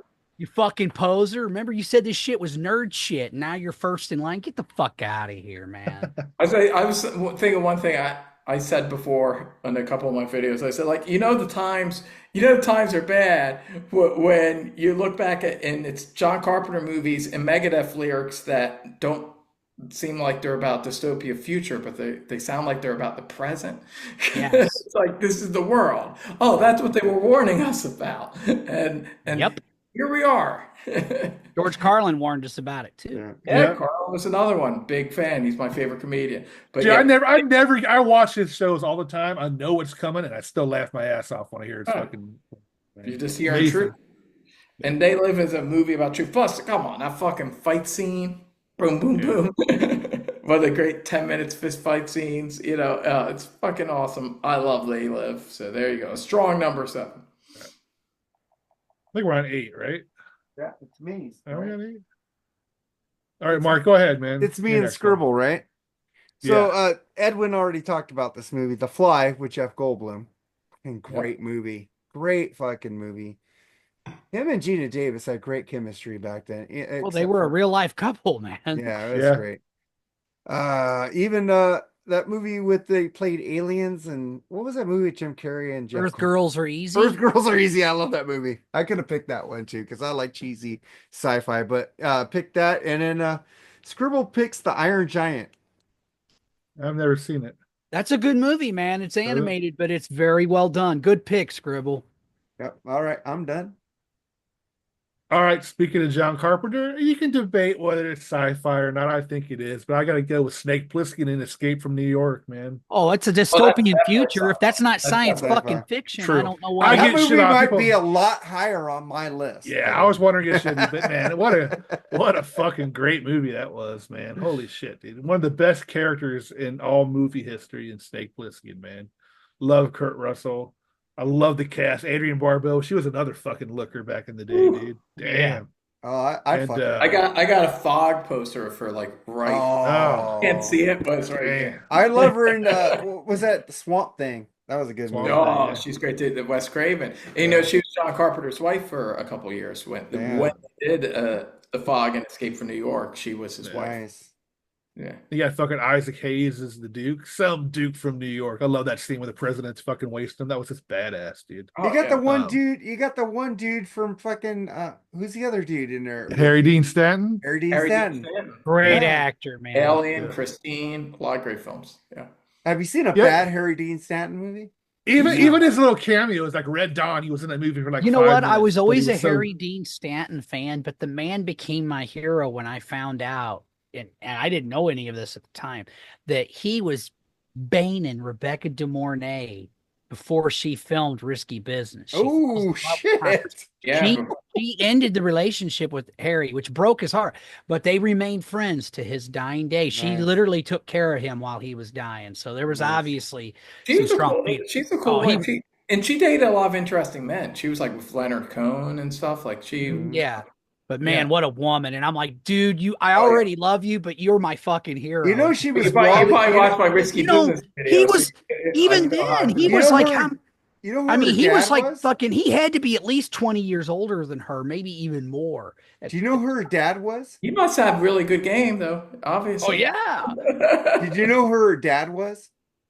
I heard he was. Ultra right winger Wally George over Yeah, Channel that's 56. right. Channel 56 when he had the freaking Nazis on his show. Oh my god. That was Oh, freaking really? funny. I got to look He had into that. suicidal tendencies on his show. Wally George is cool. He had like the American flag and the rocket No wonder why shining. she was like an interesting woman, because she's this beautiful blonde, perfect looking actress, but she had offbeat taste in men He was generally. he was like the original reality show guy where they had fights on the show before Oh yeah. fucking So he was like the pre Jerry he Springer. was the Jerry. pre-Jerry Springer because Yeah, he was it fighting the was Nazis on there. He's fighting all these yeah, people. he was before he was a dude that was he smoked like fucking 20 packs a day. What was that show he had? What's his name? Morton Downey Jr. Morton Downey Yeah, Jr. Yeah, I'll Wally check that George out. was on fucking channel yeah. like PBS. He was on like a local channel here, KCET. He Right. wasn't national, but he kind of Find inspired that the stuff Morton on Downey YouTube. Jr. Huh? Is that shit on There's YouTube? there's stuff on YouTube. There's suicidal tendencies appeared on his show. Oh yeah, send me some of that stuff. I want I'll to check send it. you some of this stuff, man. Where are we at, Jerry? We're on Mike's number 7. Number 7 is a pick that Edwin had already picked, and that was RoboCop. I love this movie. I think it's an absolute masterpiece. I'm not going to belabor anymore. I can't say it any better than our friend Edwin here. Just absolutely love this movie and everything about it, man. So there you go. Nice. I realized you could say RoboCop the way Peter Griffin says Roadhouse. Go, RoboCop. It's the same Love thing. it. Does the Or same thing. Batman. RoboCop. I love RoboCop, man. I mean, Yeah, and I remember when it came out, at first I saw this preview and I was like, oh man, is this going to be like some grade B sci-fi? But then a buddy of mine, he was in Branson with his family. He went to see it with his family. He came back home. He's like, bro, you got to watch this fucking movie. It's amazing. And they had just released it on video and he brought it over and I was just blown away, man. And I've been a fan ever since. I literally play certain scenes in interludes on my show of this fucking movie. Yeah. Oh, the Toxic Avenger scene with that dude's fucking belting and shit. That was fucking badass. Yeah, in RoboCop, dude. man. And the guy that plays fucking Red Foreman on that 70s show, I can't think of his name. He was a Oh, awesome he's bad guy. great. Kurtwood Smith, great actor. Sherwood Smith, yeah. He was fucking- so great in it. Yeah. Yeah. Everybody I was agree. great in that Everyone's great in it. Great. Even I'm a huge Brian De Palma fan, so it's got Nancy Allen. movie. Oh, I love her. Even though they gave her the short mom cut, but it works for the character. Works for the character. It's hard to see Yeah. Nancy Allen's beautiful blonde hair cut short, but still, It was worse. character. That's what sucked about the third one is they killed her off in the third one. I'm like, really? I mean, that was really just dumb. I think, man. Everything about RoboCop 3 was dumb in my opinion. I don't know. Yeah. But just the way I see it. Anyway, Edwin, what's your number 7? Okay, now this is going to be a dark horse one, but it is one of my favorite films, one of my favorite directors, one of the few foreign ones that I'm going to be throwing on the list. A lot of people know I'm a huge fan of French New Wave master Jean-Luc Godard. This is a sci-fi film. It is a sci-fi film from the mid-60s called Alphaville. And yes, that was the inspiration for the New Wave band called Alphaville in the 80s. Alphaville is a very influential sci-fi film. It influenced Blade Runner. It is sci-fi film noir. It was actually the first sci-fi film noir movie. A lot of people might think it was Blade Runner, but because Blade Runner is often described as sci-fi film Sci-fi noir. noir, yeah. Yeah, but Alphaville did it first, and hey, I might How do you talk spell that, bro? Alphaville is spelled Alphaville. Alphaville. One word. Definitely recommend. Check that out, dude. It's a really cool movie. Anna Karina, who was his muse, with beautiful French actress. Oh, I know. And the film, it's done like an old school kind of Humphrey Bogart detective thing, but I love that. It takes place in the future, and it's a future that's run by robots and machines. And there's just this evil machine, a little similar to the robot HAL in 2001. Okay. It's this robot that talks to, and this was before 2001 as well. It was like 1967. This film came out the same year like Sergeant Pepper came out, 67, and it's black and white. And it's all about this techno society run by this evil computer that rules everything. And this old, hard-boiled looking Bogart kind of knockoff French guy and Anna Karina, who's beautiful, have this like adventure to take down this techno, uh, like authoritarian government. And it's a really cool film. And if you're open-minded, I definitely recommend it. But yeah, it's always been one of my favorite films. I'm a huge Godard fan. He's one of my favorite directors. And I can't think of any sci-fi film noir film before this one. So I think it's the first one. It's a very innovative film. So there you go. All right, Mark, what do you got? You and Scribble. Oh, well, I'll do Scribbles first. Santhura. I never watched that movie, so I don't know what it is. I heard of it, but I'm gonna go for my first comedy sci-fi movie because I didn't want to pick Star Trek, I didn't want to pick Star Wars, I didn't want to pick Terminator movies, so I picked a movie that's kind of like it. It's kind of a satire of it, and it's I really know it. done well. Yeah. Galaxy Quest. That's a good fucking movie, Mark. I had to pick Galaxy Quest. I love Tim Alan, Allen's Alan, Rick, Woody Alan Weaver. Rickman again, man. Alan Steals a Rickman, fucking dude, the guy who steals a played movie. Monk. Yeah. Was Tony dude, Shalhoub. Tony Shalhoub was amazing in that movie. The whole cast worked so well together. It was just it made Sigourney fun of Weaver was Sigourney Weaver was hot in that movie. yeah, actually. they made fun of like Star Trek conventions and the Yeah. people wearing the red shirts. Yeah. I'm wearing a red shirt. I ain't going down there. Give me a name. Give me a last name. Yeah. Give me a last name. Yeah, that was a funny movie, dude. Yeah, It I was. like. What's my last name? I ain't going down there. Give me a last name. It's like you want to die. Fucking really cool. Yeah. I love Galaxy Quest, man. Cool. My number 7 is a newer movie. It's like 20 something years old, but I really love this movie. It's like a sci-fi horror movie, I guess, in a way. But I'm going with Event Horizon. That's a good one. Lawrence Fishburne. I always fucking had a crush on Jolie Richardson. Something about her, I don't know, her British accent or whatever. I always loved her. Thought she was hot. Yeah, I loved it. It was, and, Sam Neill, of course, is in that. Another great actor. I love the scenes where they showed what the hell actually looked like. Those were so violent and so fucking cool, man. I don't know how to explain it. I mean, it wasn't like Terrifier gnarly, but it was pretty gnarly. The scenes in that, and they were how the ship just came alive, and it was like torturing their fucking dreams and what their thoughts were. It was just an amazing story, I thought, in my opinion. And I love Lawrence Fishburne too, another fucking great actor, man. Who doesn't get his dues? But anyway, you guys all seen that movie? Oh yeah, yeah. Oh yeah. Good movie. Yeah. I just thought it was always, I thought it was. It's one of those movies where it's on. I'll never change. I'll watch it no matter what. I'm going through the. To me, it was a little like a Hellraiser meets like a space movie. Sure. Like, yeah. Kind of, yeah. Especially at the end when they made Sam Neill kind of look like the Hellraiser guy. Kind of think about it, yeah. But yeah, I really dug that movie, man. I love horror sci-fi, man. There's a few more of those coming up in my list. But Yeah, I didn't pick any aliens movies either, so that's kind of sci-fi too. All right, so let's number It's definitely 6. sci-fi, the alien movies. They're in space with spaceships and aliens. That in a future. In The future. first, the first It kind of first checks one. every box. I love those movies, but I couldn't pick them. I think the first line kind of reaches more horror. Well, maybe not. I don't Well, know. no, but it's sci-fi / horror. That's Sure, that's there you go. subgenre. Okay. Yeah. All right. Anyway, okay, Mike, what's your number 6 now? My number 6 is again another one that Edwin has already mentioned, and so did Mark, I believe. The 1980s. I love the original.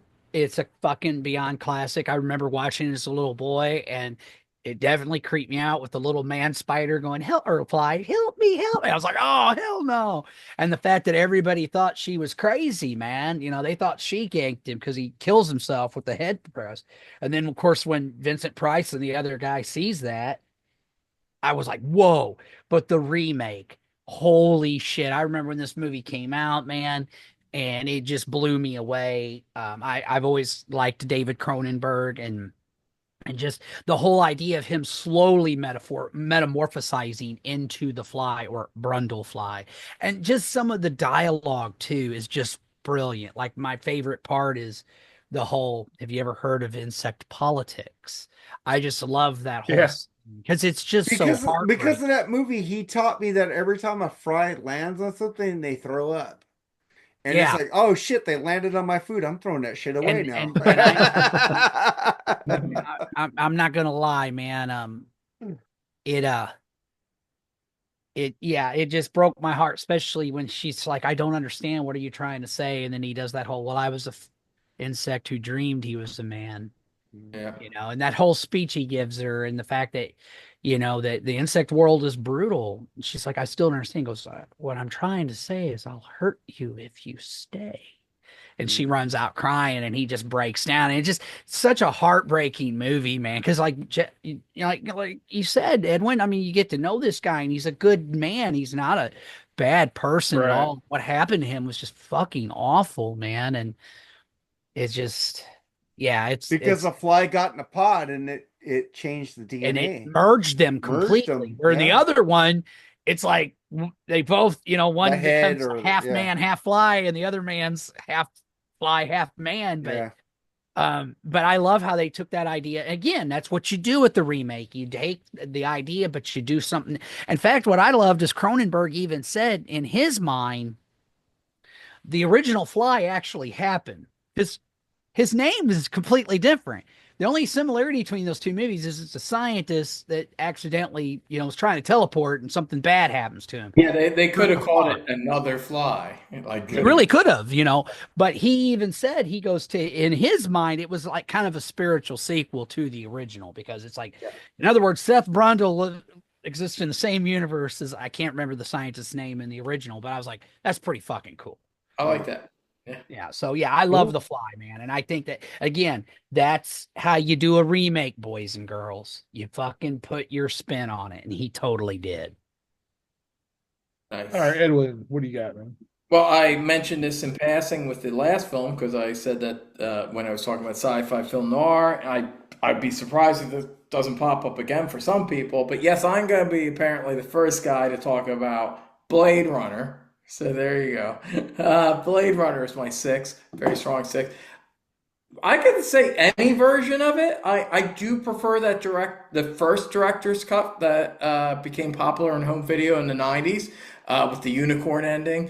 That is my favorite version of the film. But even the original with the hokey voiceover is, that would still probably be my 6th favorite film, regardless. 6th favorite sci-fi film, because no matter which version, I have like this special. I got this special super deluxe DVD, not even Blu-ray, DVD box set back in the day, which has like, I don't know, it has like 4 different cuts of the film.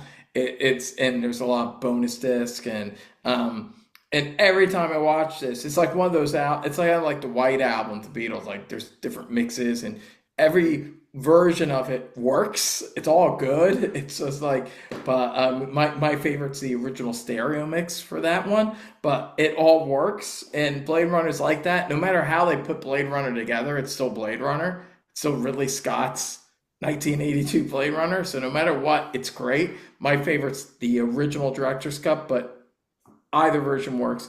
Of course, Harrison Ford, one of his best performances. Sean Young, very sexy, very good as the Sean android. Young, yes. Yeah, Her prime, man. yeah. Stripes. Rutger Hauer, who I'm a big fan of, also. Roy Batty, he was brilliant. Have you guys ever watched Blind Fury? That's a good Rutger Hauer movie. Yeah, I've seen it. I love Rutger Hauer, man. Yeah. Oh yeah, Nighthawks. He's great. Hitcher, yeah, man. dude. Lady Fucking original Hawk Hitcher. is good too. Flesh man. and Blood. Yeah, I've seen a lot of Flesh and Rutger Blood, Hauer. man. No, With Jennifer Jason Lee. Nobody I love talks the a hit- lot I- about Rutger Hauer, man. He's a great That actor. That was a good remake. Was the Hitcher remake?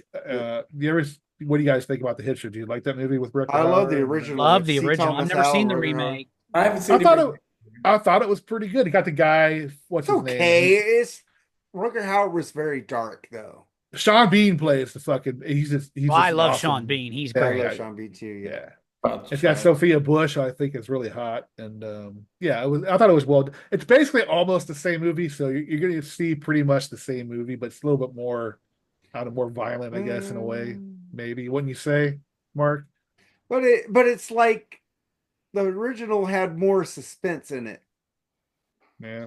This one was just more gory compared to the original. This one is like, oh fuck, what is he gonna do? And you're waiting for it, waiting for it, waiting for it. And the next one just All was right. too fast. Yeah, fair enough. It was more. I guess it's what you're in the mood for. If you're in for a lot of gore, I guess you'd watch. Yeah, the it's like you didn't see you didn't see the shark at Jaws at the end of the movie. Sometimes that's the problem with some modern horror movies is it's fast. almost gore porn. And I'm like, but I want a story. You know, Yeah. I mean, that's cool. I don't mind the violence, you know, but it's got to tell a compelling. The original Hitcher was more of a psychological thriller. Yes. Yeah. Fair enough. All right, Mark and Scribble, you're up next. All right, I'll do Scribble first. He take the island. I like that movie. It's a pretty cool movie. Yeah, it was okay. Really cool. Right, And I'm gonna take. I got the box set over here. I love the original Planet of the Apes. I love Kim Richards. I love Roddy McDowell. I love Charlton Heston, especially at the end when he figures out he's on Earth and he sees the Statue of Liberty. That is one of the most fucking iconic scenes of all fucking time. It's like he thought he was on a different planet. He didn't think he was on Earth. He went time traveled to the future of Earth, and humans fucked it up and gave it to the apes. And it's like at the end, you go, oh my God, he's on Earth. We thought it was a different planet. Fucking amazing fucking movie. Great acting. Love it. Planet of the Apes, the original. The only one. That's the only one. Planet Apes. That's what you're saying. Yeah. Yeah. Okay. You know, Rod Serling wrote, and he came up that twist because that's not actually in the original French novel it was based on. No. That's like total Rod Serling Twilight Zone shit. Oh, I love Twilight Zone too. Oh, Rod Serling was a genius. Such a cool guy too. You ever look into this guy? Yeah. He's a paratrooper that used to jump out of airplanes. He would actually test the parachutes. He was the guy that like, oh, we got a new parachute. We got to see if it works or not. Fuck that. Rod Serling, who's a chain smoker, like, I'll try it out. Like, this guy, he was like, they don't make guys like this anymore. And he's no shit. And he creates this fucking Twilight Zone. Like in his Night mind. Gallery also. And he wrote like half of that show. It did have some great writers like Richard Matheson and stuff who did write episodes, but Rod Serling wrote like half of the Twilight Zone. If you think about it, I think Twilight Zone is the best sci-fi series of all time. Even though I'm a huge Star Trek fan, I think definitely one of them, man. Rod Serling was a fucking Rod Serling's amazing, and I'm a big fan of Planet Apes too. The original, although the Escape is also really good. I have a box. The only one I didn't like was the Mark Wahlberg one. I liked that one. I thought it was kind of cool because the apes were kind of like no fucking sense. I'm with Gary. I didn't like that one. I didn't like the Tim Burton version. I like that. I thought it sucked. It's not. The makeup was beautiful. The ones they redid, the reboots were better, and the last one was really good too. If you saw the last one, it's pretty good. Yeah. Well, we'll get into all that later. Yeah. Okay. Okay, I'm done, Jerry. Your turn, man. All right, I'm going to go with a newer one, Interstellar. Good movie. Really fucking love that movie. It's long, but it's still it makes so sense. The science of that movie, I think, is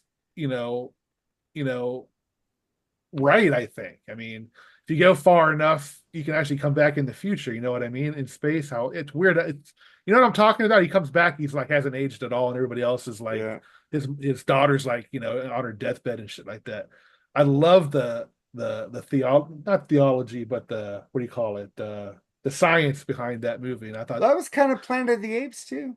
Yeah, I didn't care for the part where he's knocking the books off the shelf. I didn't care for that part of the movie, but every other part I thought was really cool. I thought, I mean, it ended up being a fucking lie. Michael Caine was lying to him. There wasn't no fucking hope. You know what I mean? So it was kind of Again, another stellar, a stellar cast on Interstellar. Michael Caine, fucking, uh, Matthew McConaughey, Anne Hathaway, Matt Damon, full of fucking great actors in that one. And I really dug it. It may have been a too long, but it's a science fiction movie, so it's gonna have to be kind of long, I guess, in a That's a way. good So, one. Yeah, it's good. It was a film. I was like, because of its length, I was like, oh man, I don't want to. I needed like a rainy night for this or something, a rainy day.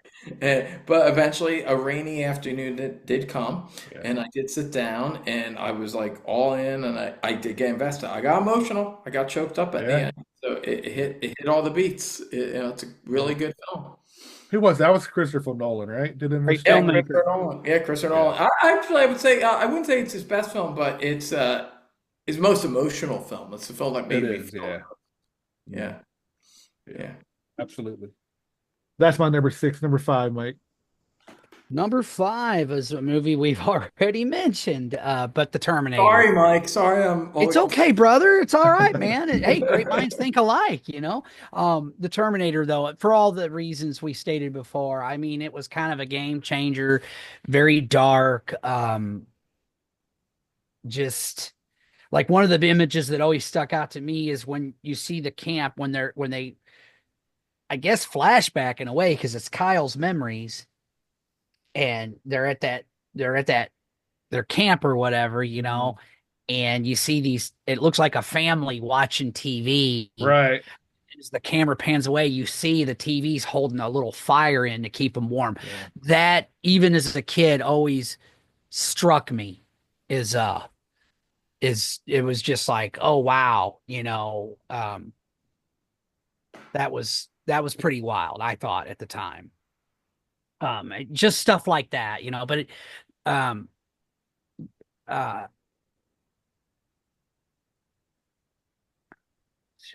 The Terminator robot is one of the best fucking robot creatures, whatever you want to call it, in movie history, man. Just badass looking. iconic, man. Yeah. Just everything about it. But again, with James Cameron, the visuals, I mean, he is phenomenal filmmaker. So there you go, man. That's my number 5. Right on. All right, Edwin.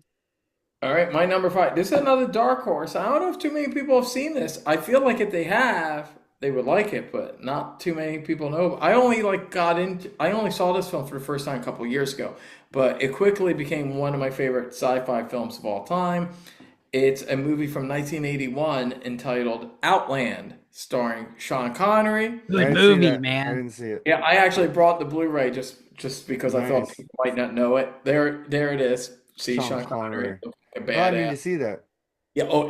You gotta see it. It's awesome. Anyway, so it came out in 1981. Sean Connery is one of my favorite actors, and it's it kind of follows in that vein of like Alien, that kind of lived in gritty kind of future where it feels very realistic.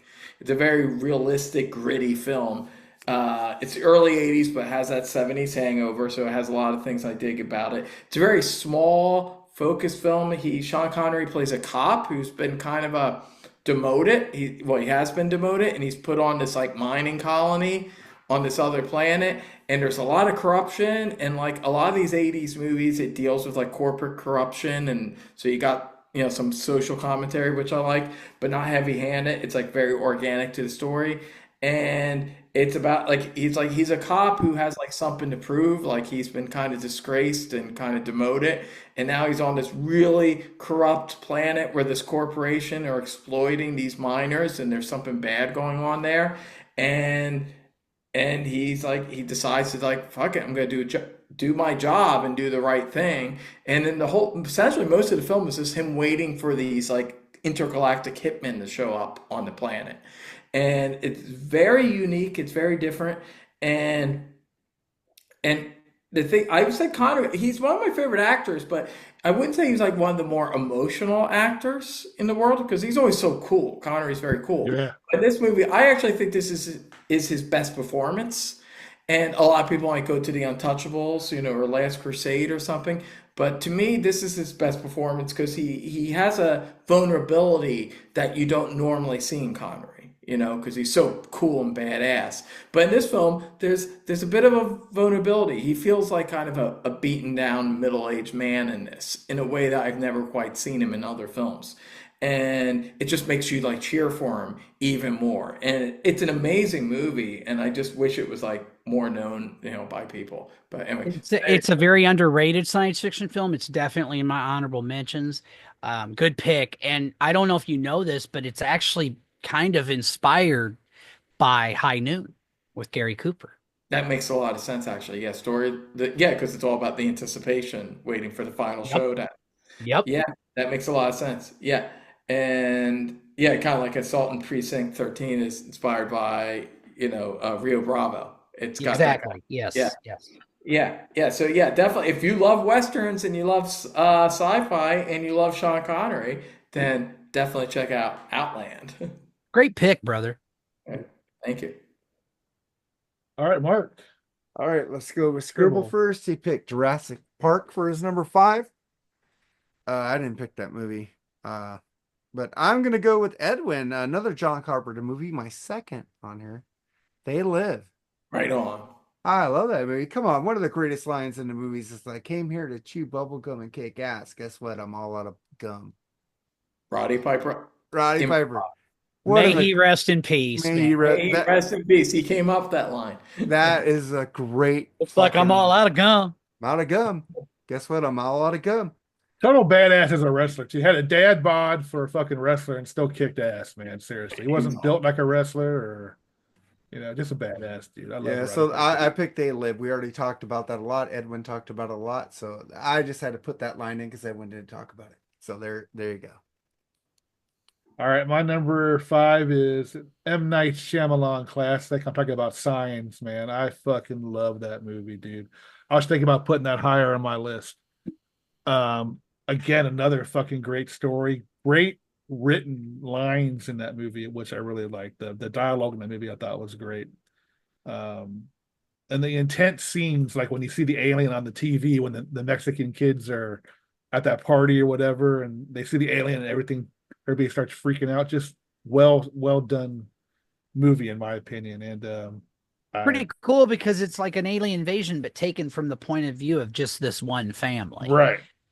That's You what see made you don't see the alien maybe twice for a long period of time. At the end, when he hits him with the bat, and that one scene on TV. But other than that, you don't really see the alien. But you see the results of what they're doing. They're like the baby monitor going off with them talking. I thought that was it was eerie and creepy at the same time. I thought it was a fantastic movie. It's my favorite movie by M. Night Shyamalan by far. He's always been hit and miss with me, but with that one, man, he nailed it, dude. I fucking love it. And what they were saying about the movie, it was shot during the 9/11, and it just subdued the moods of all the actors, which made it more intense, from what I understand. And it just I don't know. It was a perfect movie in my opinion. That's a great And I was movie. thinking about putting it higher, but I think 5 is good enough for that one. Love that Definitely. movie. I think that's one of his best films, and they actually shot that where I used to live. I was living at the time period with my family in Bucks County, Pennsylvania, which is outside Philly. Yeah, so Yeah. I remember when they were actually they shot in some places where I used to like hang out. Yeah. Yeah. Yeah, just a fucking killer ass movie.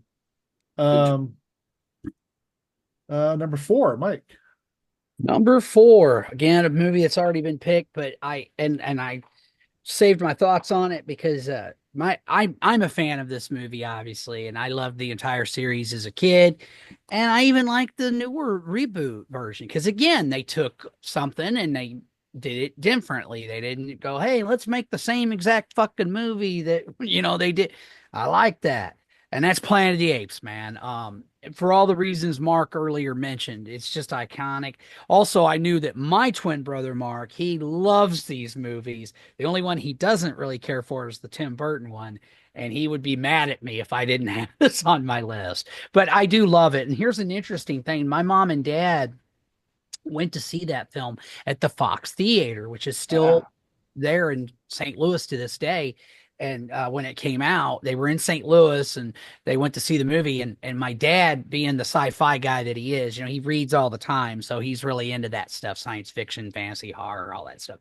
He, about halfway through the film, he nudges my mom. He goes, "They're back on Earth." He figured it out. Oh wow, he knew it. Yeah, he figured it Yeah. out, man. My mom's like, God damn it, Gene. And that's what was great about my dude. He theorized, and I was just a little kid, but I remember him when we went to see Star Wars. He was like, I think Darth Vader could be Luke's dad. And we were like, what? I'm like 6, 7 years. And So you he said said, that before Empire Strikes Back? yes. Yes. Wow, And because George Lucas didn't even I figure it was out gonna for say you know George what he Lucas said? didn't even know that. And you know why he said it? Because later I said, Dad, how did you know? He goes, it's what I would have done as a storyteller. It It's the makes last thing sense. he Yeah, it said. makes sense. That's why And the fact that there are clues in that first it film. works. That's why even though George Lucas wasn't thinking that at the time, the reason why he eventually thought of it somewhere between 77 and 80 was because it didn't make sense. So your father's like, it sounds like your father could have been a writer. He had good instincts for that. Yes. Yeah. Well, as I said, he's been reading that kind of stuff for years, and he literally said, well, it's what I'd have done. And I was just like, whoa, because I do remember when Empire came out, he kept going, I was right, and we were all like, That whoa. that is a fucking incredible I didn't guess see it if coming, that was but the I was case. like, a Yeah, toddler. my dad, and because he said, well, think about it, Barb. He goes, you know, oh, he's the best star pilot in the galaxy. What do you see Darth Vader doing later at the Battle of the Death Star? Shooting X-wing fighters like left and right like it ain't nothing. Yeah, he The was a fact that Jedi. he was, and his father was his best friend, and then Darth Vader was a pupil. And Dad just was like, and the fact that he said Alec Guinness, the way he pauses, like even the way he paused, like it was just like he just suspected. He didn't know for sure, but he strongly suspected that Lucas may go that way. And I just said, well, what? And he goes, because it's what I'd have done. And I was like, well, damn, Dad, maybe you should have wrote movies, man. And did he know that Leia was his sister? No, that one we Didn't know that didn't part. comment on. None of us saw that. No, especially because they're French kissing in this. Right? Well, I thought she was gonna get down with Luke. Yeah, well, that's yeah. And I think that's why George did it ultimately. He just wanted to resolve the whole love triangle. But yeah, that's just because he had a divorce. He was going through a divorce, and he decided to just wrap it up very harshly. He's Right. like, fuck this shit. Originally, it was going to be stretched out more. There was going Yeah. to be the sequel trilogy was going to be totally different than what they eventually did.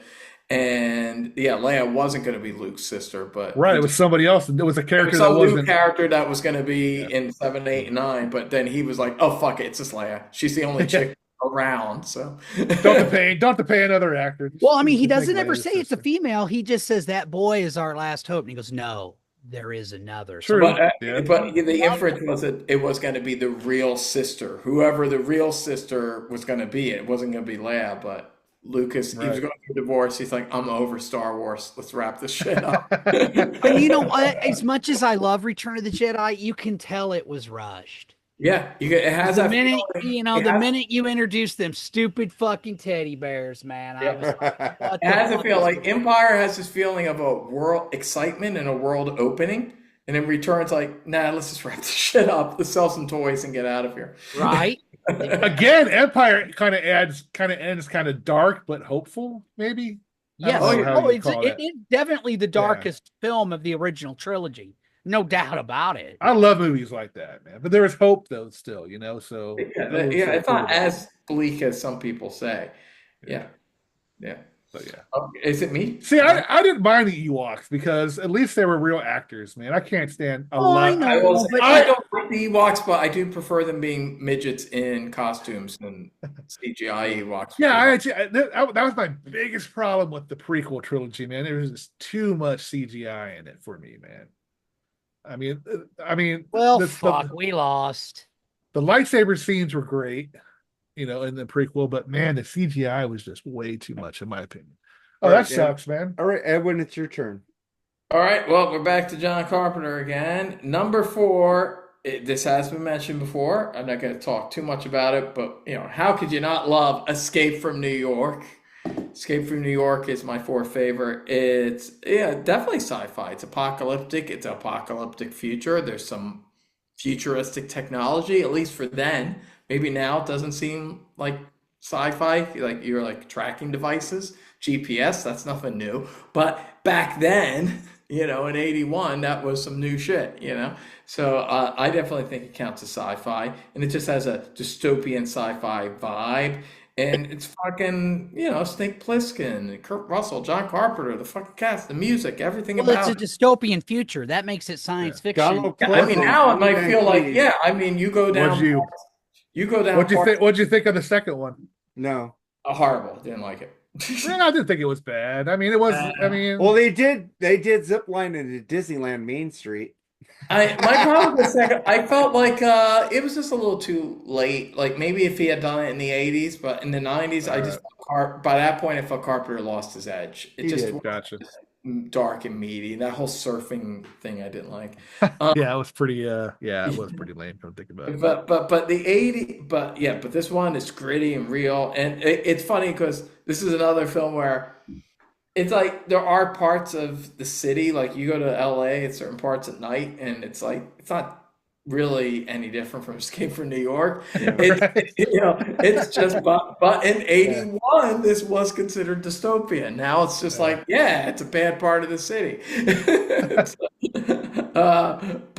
Yeah, it's amazing. It holds up, and I love his I love John Carpenter's cynicism. I love the way the movie ends. You know, like he says the president, and then it's like "fuck you, president." Yeah, You know, the ripping the tape up or whatever. yeah, it's you know that's just like you know.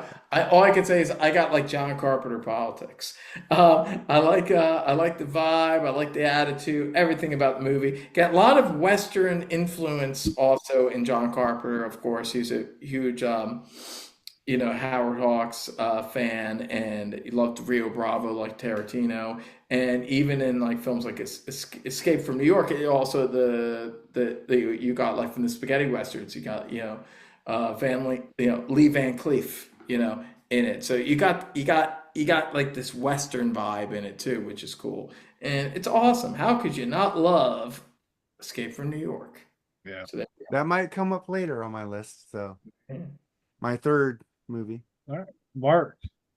Oh, I'm gonna pick a movie that I almost picked Minority Report. I'm a Tom Cruise nut swinger, but this movie I think is like sci-fi of sci-fi.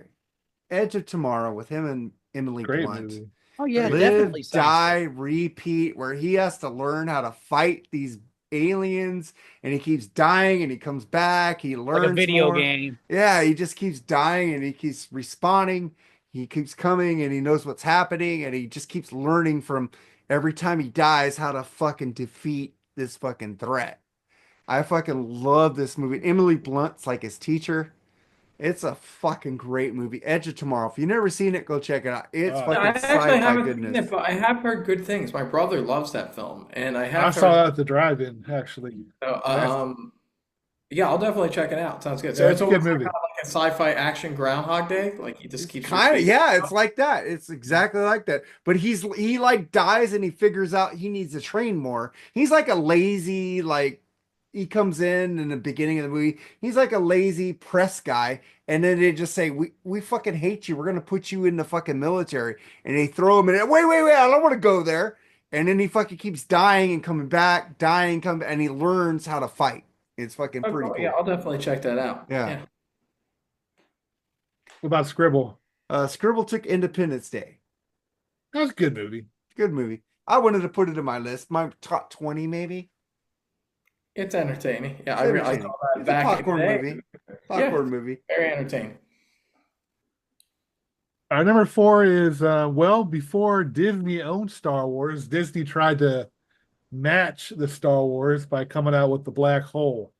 Ooh, Love you that fucking Black movie, Hole. dude. I almost picked that one. Yeah. Again, you got Anthony Perkins again in that movie.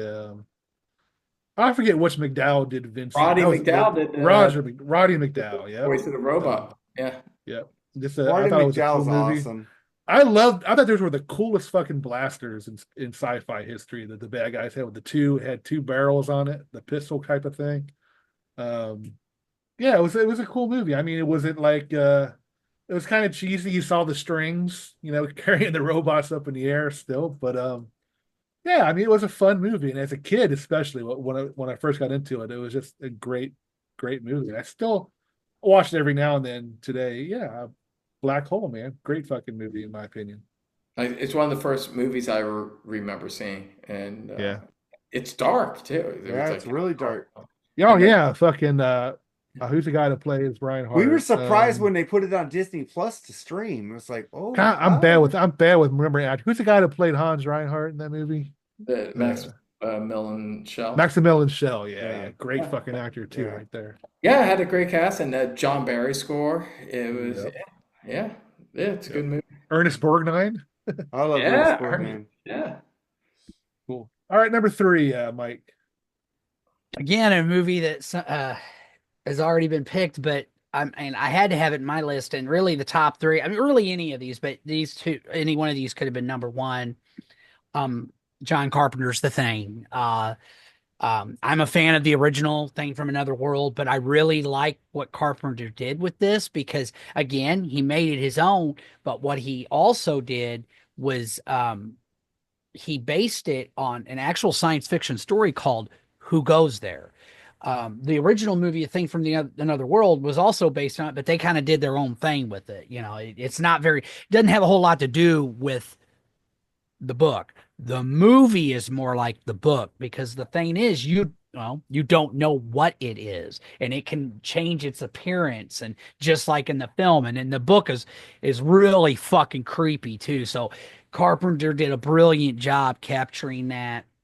The practical effects still are amazing and stand up to this day. I mean, that movie's just fucking creepy, and the ending is just so dark because they're gonna fucking die. They're gonna freeze to death, and they're just sitting there staring at each other because they don't trust each other. It was just a great movie, great ending, and definitely again, that's what Carpenter did, man. That's what I do when you do a remake. Make it your fucking own. I don't want to see what I've seen before. Just saying. So yeah, great movie. All right, Edwin. All right. Well, I will say my top 3 are not only would I say they're all sci-fi horror. They are, but there's a subgenre within the subgenre. What do you call that? Subgenre, where they're monster movies or sci-fi horror monster movies. So right there, you probably know what 2 of them are. But anyway, so they're sci-fi horror monster movies. When I was a kid, I would call myself a monster kid. I was very into monsters. I loved even the old Universal monster movies. And Love all that.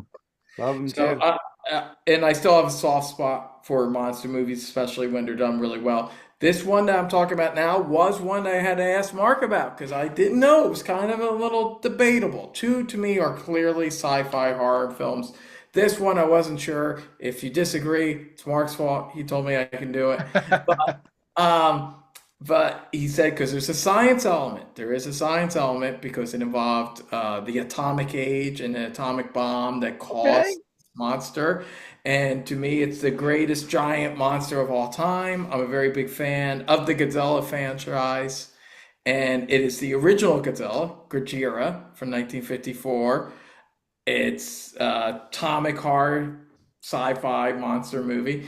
And to me, it's one of the greatest movies of all time. I love a lot of Godzilla movies. It's a little bit like you with Star Trek, Mark, or it's like, I'll do some honorary mentions of a few of my favorite sequels in the franchise, but still the original, like a lot of these movies, with the exception of maybe remakes, the original is always my favorite. The original is the darkest, and it's like a film from 1954.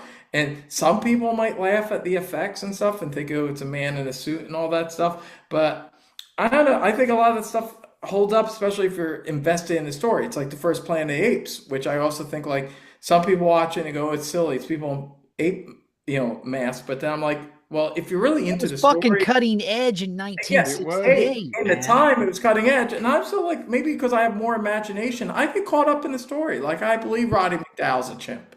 Like I get caught up into it, and I don't know like who can watch the original Godzilla and doesn't get caught up in it. And I like, love it. it's a big fucking monster destroying Tokyo. I don't think they made a bad one. Come to think about it, I've liked You them know all, what, too. bro? It They're totally. not- The it's one of the Matthew most consistent Broderick one was pretty bad.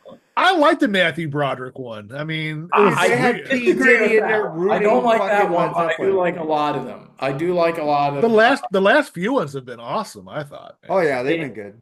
And but to me, the original, just the music, Yeah. it's so ominous that when he first comes out, and like Jaws, it's that which was Right. Gazelle, I felt influenced Jaws. The slowly teasing Gazelle out, you see a little bit of him here and there, but then he comes out, fucks up Tokyo, and also the whole oxygen destroyer thing with the scientists, the little love triangle there. There's a lot of emotion, and it's just an amazing movie. It's one of the greatest Fucking movies. classic, dude. And I think May I say, Edwin, my twin brother Mark would love this because he's a huge, huge Godzilla fan. I mean, come on. Godzilla's so badass. He had a killer song written about him. Yeah. Exactly. Oh, yeah. Yeah. French band, that French metal band named after his Japanese. Oh no! Oh, yeah, there that's goes Tokyo. It's Gazelle is Godzilla. fucking heavy metal. Yeah. And I love Gojira, man. They were one of the best live bands I think I've ever seen. They were from you know what's funny though, Edwin? I don't know if you know this. They originally tried to call themselves Godzilla, and Toho said, eh. So then they were like, okay. So they go, well, we'll try to be sly and we'll call ourselves Gojira, thinking that Toho wasn't going to allow that, and Toho was fine with that. And they're like, make it make sense. But I think Gojira is actually a better name. No, Kajira is actually a better name for a band, and I Yes. guess maybe they just felt. I mean, I guess because internationally they were making more money. Yes. Well, he is known as Market Godzilla Gazelle. internationally. So yeah. But yeah, Gojira's badass. I just wanted to throw that out there. But my brother Marky would totally. Oh, and by the way, even though I do think, as far as American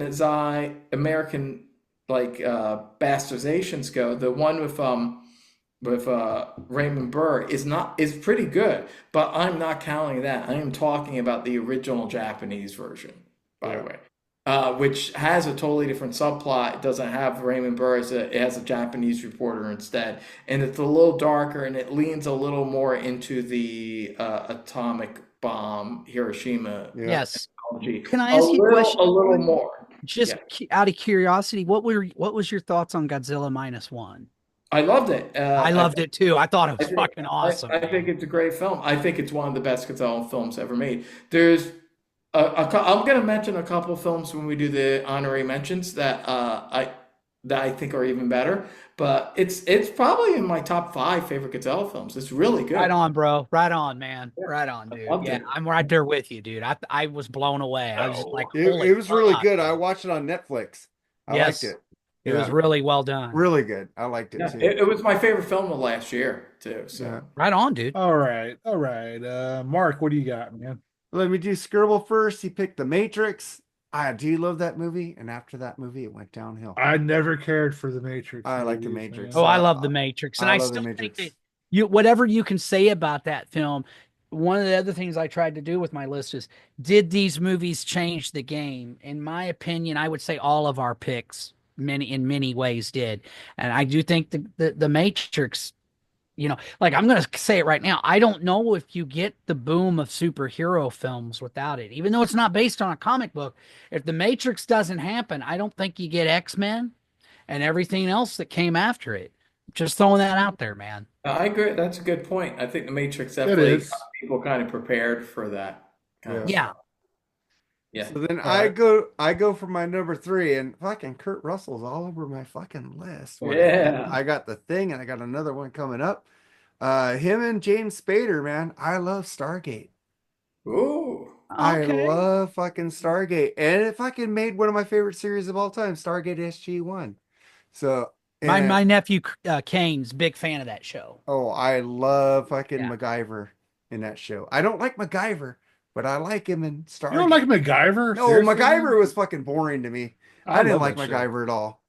I liked Tom Selleck. I liked Magnum. I didn't like MacGyver at all. I didn't like the remake. I didn't like it at all. But Stargate, man, I love that fucking movie. And I remember when the series first came out, I go, fucking MacGyver is fucking Kurt Russell. Nah, that ain't gonna work. Who's this guy playing the James Spader character? Now I look at the original movie and I see the other guys from the television series because I watch that a lot longer. But I love them both, man. So Stargate's my number 3. Cool. My number 3 is, we talked about already, the Terminator. Fucking fantastic movie. What a great acting John Michael Bean did to that whole movie. Oh yeah. The emotion he led towards, how he really loved that woman, man. You could just tell. Well, It that was whole speech he very gives, passionate. where you can just tell. I mean, Yeah. and then when he gets all embarrassed, he's like, I shouldn't have said that. And he starts putting the dynamite away. And, it's such a well Like, done film, and man. he will not quit until you are dead. I mean, it's just Ever. ever. Yeah, just amazing fucking. Michael Bean was a great actor. That whole speech, that Terminator's out there, can't be reasoned with, it can't be bargained with. It doesn't feel pity or remorse or fear, and it absolutely will not stop ever until you are dead. And I'm like, oh fuck. I got that. I'd get the point if I was her after that. That was fucking Well, she kind of did, Yeah, great. It's one of my all-time favorites. And I do like every Terminator movie except for the Christian Bale one. So I like the Christian Bale one. I like Genesis. I like Dark Fate. I don't know. I just something about them that I like. I don't like Dark Fate. I don't like Genesis. I was disappointed with most of them. There were moments where I'm like, okay, that's kind of cool, but overall, it's been downhill after Terminator 2 for me, man. Exactly. Well, I see that, but they should go back if to you enjoy him, that's cool, dude. They should go back and make the Terminator a bad person, man. I think. I don't know. I heard weren't there rumblings of them redoing it with that actually happening? Have you guys heard anything like that? Maybe I'm just no. I did hear that too. That James Cameron wants to direct it again.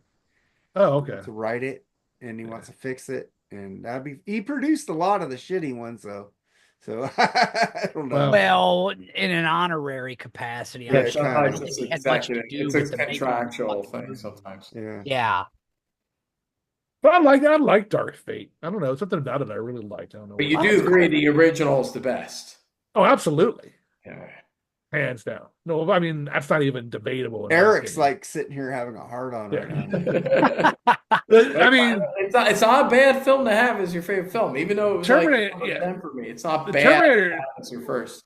I remember the Terminator scaring the hell out of me when I seen it as a kid, man. It was just the Terminator 2 didn't have that effect, but the original just scared the shit out of me, man. It was kind of jarring to see Schwarzenegger play a villain. I remember that, like going, "Whoa!" That's like even though he, I mean, you could say Conan the Barbarian made him a star, but I feel like Terminator is what really solidified it. It solidified it, and it's one of the rare occasions where playing a villain makes someone a star. When you think about it, it's very unique. Yeah, he originally he was offered the Michael Bean part, but he wanted to play the Terminator. He was smart. He's like, no, I think everyone's going to be talking about this Terminator guy, and I'll be back and all that. And I mean, Michael Bean was amazing as Kyle. He told the director, I don't want to say I'll be back. That's cheesy. You say what I want you to fucking say. I wrote the movie, bitch. Hey man, that line's that's what was great about it. What makes it? He just looks around and just goes, "I'll be back," and then he comes right back with the car. I mean, but it's like he didn't want to say that line. James Cameron told him to fuck off and say that line. Oh, wow, I didn't know that. Oh yeah, he told him that. He knew to play the robot though. He knew that was the role. Yeah. I mean, I don't know. I think he said, "I'll be back." He's thinking, "Oh yeah, okay."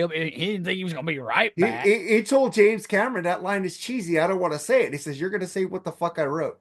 So I love Arnie, but I'm like, dude, some of the most cheesiest lines are in Commando. Yeah, which I love that movie, but that's awesome. Oh, it is, dude. A pillow from come on, Bennett, let's party. Yeah, let's all some steam, Bennett. Yeah, that's some steam, Bennett. All right, Jerry, where are we at? Terminator was mine, so number 2 for Mike. Blade Runner. For all the reasons Edwin said, man, it's just and I loved the theatrical version, obviously, because that was the first one I saw. We went to the movies to see it. What's funny about Blade Runner, wasn't a huge hit when it came out. A lot of people didn't get it. The Tyler family got it. We loved it. But I mean, just everything about it. I mean, again, as a kid growing up watching old movies, and Humphrey Bogart has always been one of my I love film noir, and this was sci-fi noir. And even as a kid, I recognized that. Like, I'm like, this is like those detective stories, but in space or in the future. I loved it, man. And just, I still think that the sets and the look of it, everything about it, it's just a beautiful film. Um, yeah, there's not anything more I can, and I love this though. I found out recently that that whole speech Rutger Hauer gives at the end when he's dying, he ad-libbed that shit. Oh, did he? Yeah, the whole, Beautiful. That's some of the with most all these, beautiful. I saw, when he goes, I've seen things. He was supposed to say something else, and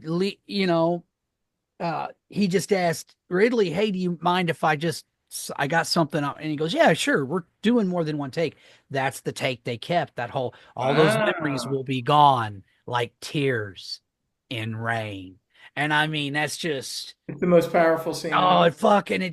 it just grabs you by because even though Roy does some shit that like when he killed the little fella, I'm like, come on, Roy, that guy didn't deserve that shit, but he just, I guess at that point in time, had just kind of felt like he had gone past the point of no return. Well, Uh, but we all connect with it because ultimately, it's about mortality. That's the thing. It doesn't yeah, matter. and it's about, yeah, We all know we're going to die well, one that day. line he says to Terrell, "I want more life, Yeah. fucker." I'm like, wow, my dad said the only thing he didn't understand was when he was offering things and and Terrell's giving him all these excuses. He goes, "Why didn't he just go ahead and do one of those procedures and let him die on the fucking operating table? Problem solved, man." I said, "I don't know, Dad. I guess Terrell, as brilliant as a scientist is, he ain't as smart as you are." You know, Yeah, or maybe he couldn't bring himself to do it. So yeah. which version's your favorite, though, of the film? The director's cut. The original director's cut? Because Yeah, I the know original there's like director's. a later one. Yeah. I mean, I've seen the Ultimate Edition or whatever, and I Yeah. like it too. I've enjoyed all of them. But for me, probably, even though as a kid, I have to admit, seeing the original with the narration was cool. And I know that one of the reasons why they did that is because a lot of your, detective stories usually have the detective telling the story and telling things like from his point of view. And I like that. But what was cool though about seeing the director's cut is that I'm like, well, now I know what Deckard's thinking. I don't have to wonder, even though they're not, you know what I mean? You know You what get he's thinking. lost in the visuals and the atmosphere. Yes, and Yeah. everything. And it made me enjoy the movie that much more. I even read the book, and I have to say this is a case where I think the movie was better than the book. Yeah, I read the book too, and I like the book, but the movie is Yeah, yeah, yeah. movie definitely transcends it. I think Jaws is like that. There's a few books where I've read that I liked, but I thought the movie was better, Yeah, and that's definitely one of them. All for sure. right, well, I'll keep talking about Ridley Scott because number two is keeping with my sci-fi horror monster theme. And this was actually my top two were a little tough because they were kind of battling it out. But Ridley Scott's another original here. The original Alien is my I knew number two. somebody would have it on their list. Yeah, I'm I surprised knew no that one too. said it yet. And I know you know Mark I what? didn't went want to through bring the it up Alien. because I knew one of you guys would bring it up. It So was almost in my top three, me Edwin, too. but I knew one of you guys was going to pick Yeah. it. So I'm Exactly. like, Yeah, Alien. I gotta go for Alien for a lot of reasons. It's another one of these, like I said about RoboCop, where it's a great script that then gets literally the best case scenario. You get a great director. You get, H.R. Geiger does the, monster design, a great cast. Sigourney Weaver was an unknown actress at the time, and yep. what a discovery she, was, and the whole cast is great, and Jerry Goldsmith, the score, everything's perfect. It's literally a perfect movie. Yes. There's also a director's cut, which is good. I do in this case I would maybe go with the original cut, but they're kind of close. They're not that different. I Uh, love the scene where they show Dallas and in the web or whatever they call it. yeah, I that's in the loved it. director's cut. Yeah, Yeah, I like it. I like it. I can kind of take it or leave it, but I like it. But either version would be number two for right. me. I love either version.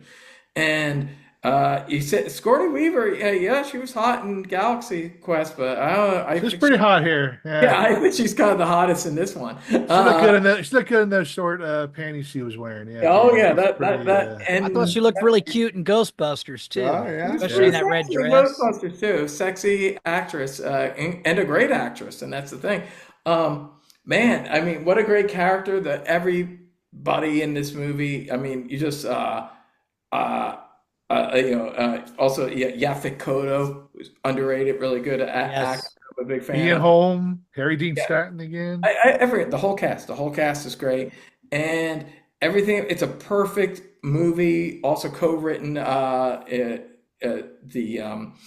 by Walter Hill, who was also a great director, did 48 Hours and 48 Hours Rules. Warriors, and he did a good rewrite on it. And I love this movie so much, and I like Aliens, and I also it's underrated. I know a lot of people hate Alien 3, but I actually like Alien 3. I like Alien 3.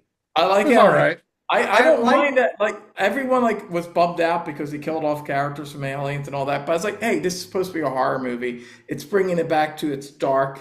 They were So like I like running in that. those like vents and shit in Alien 3. Yeah, I was just like, fucking do scary you as want fuck. Aliens to be like a fun adventure film, or do you want it to be a horror film? I think that's where I draws the line. I think if you like it to be a horror film, then Alien 3 won't bother you. If you want it to be an adventure film, then end it with aliens. It's almost like a choose your own adventure.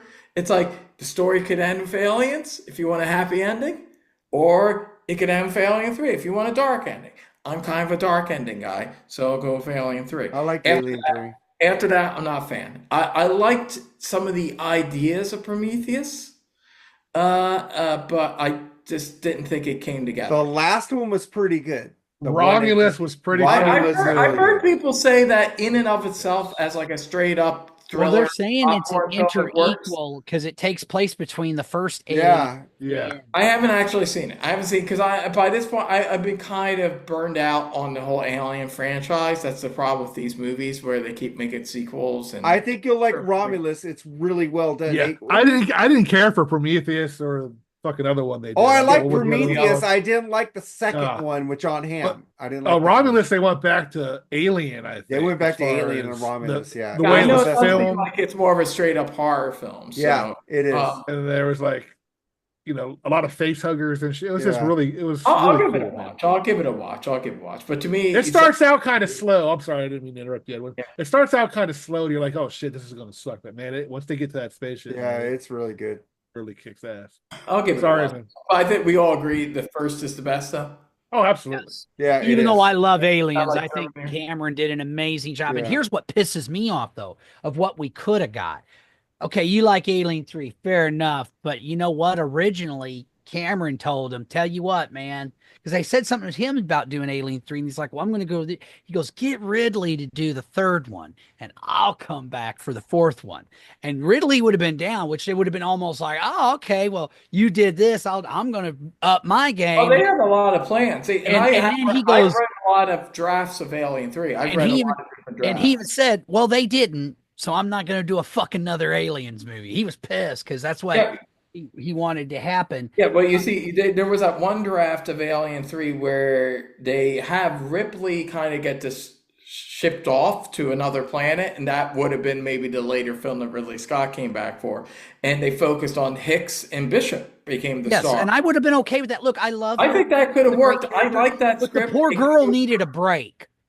Yeah, well, that's what they kind of gave her. Well, because they knew that Ridley, they didn't know who was directing the next one, but they figured, oh, maybe Sigourney won't come back. We don't have Ridley. Let's let Michael Biehn kind of maybe emerge as a star, and so they that was the first draft. I of would have Alien preferred 3. that person. Yeah, I remember cool. seeing the drawings where he had the fucked up face. and all that. I tell you though, my favorite version of Alien 3 that we didn't see was the Wood Planet. Though I really like that idea. If you know that one, that Yeah. was closer to Alien 3 story wise because it was a planet of monks and the other characters were killed off and it was Ripley.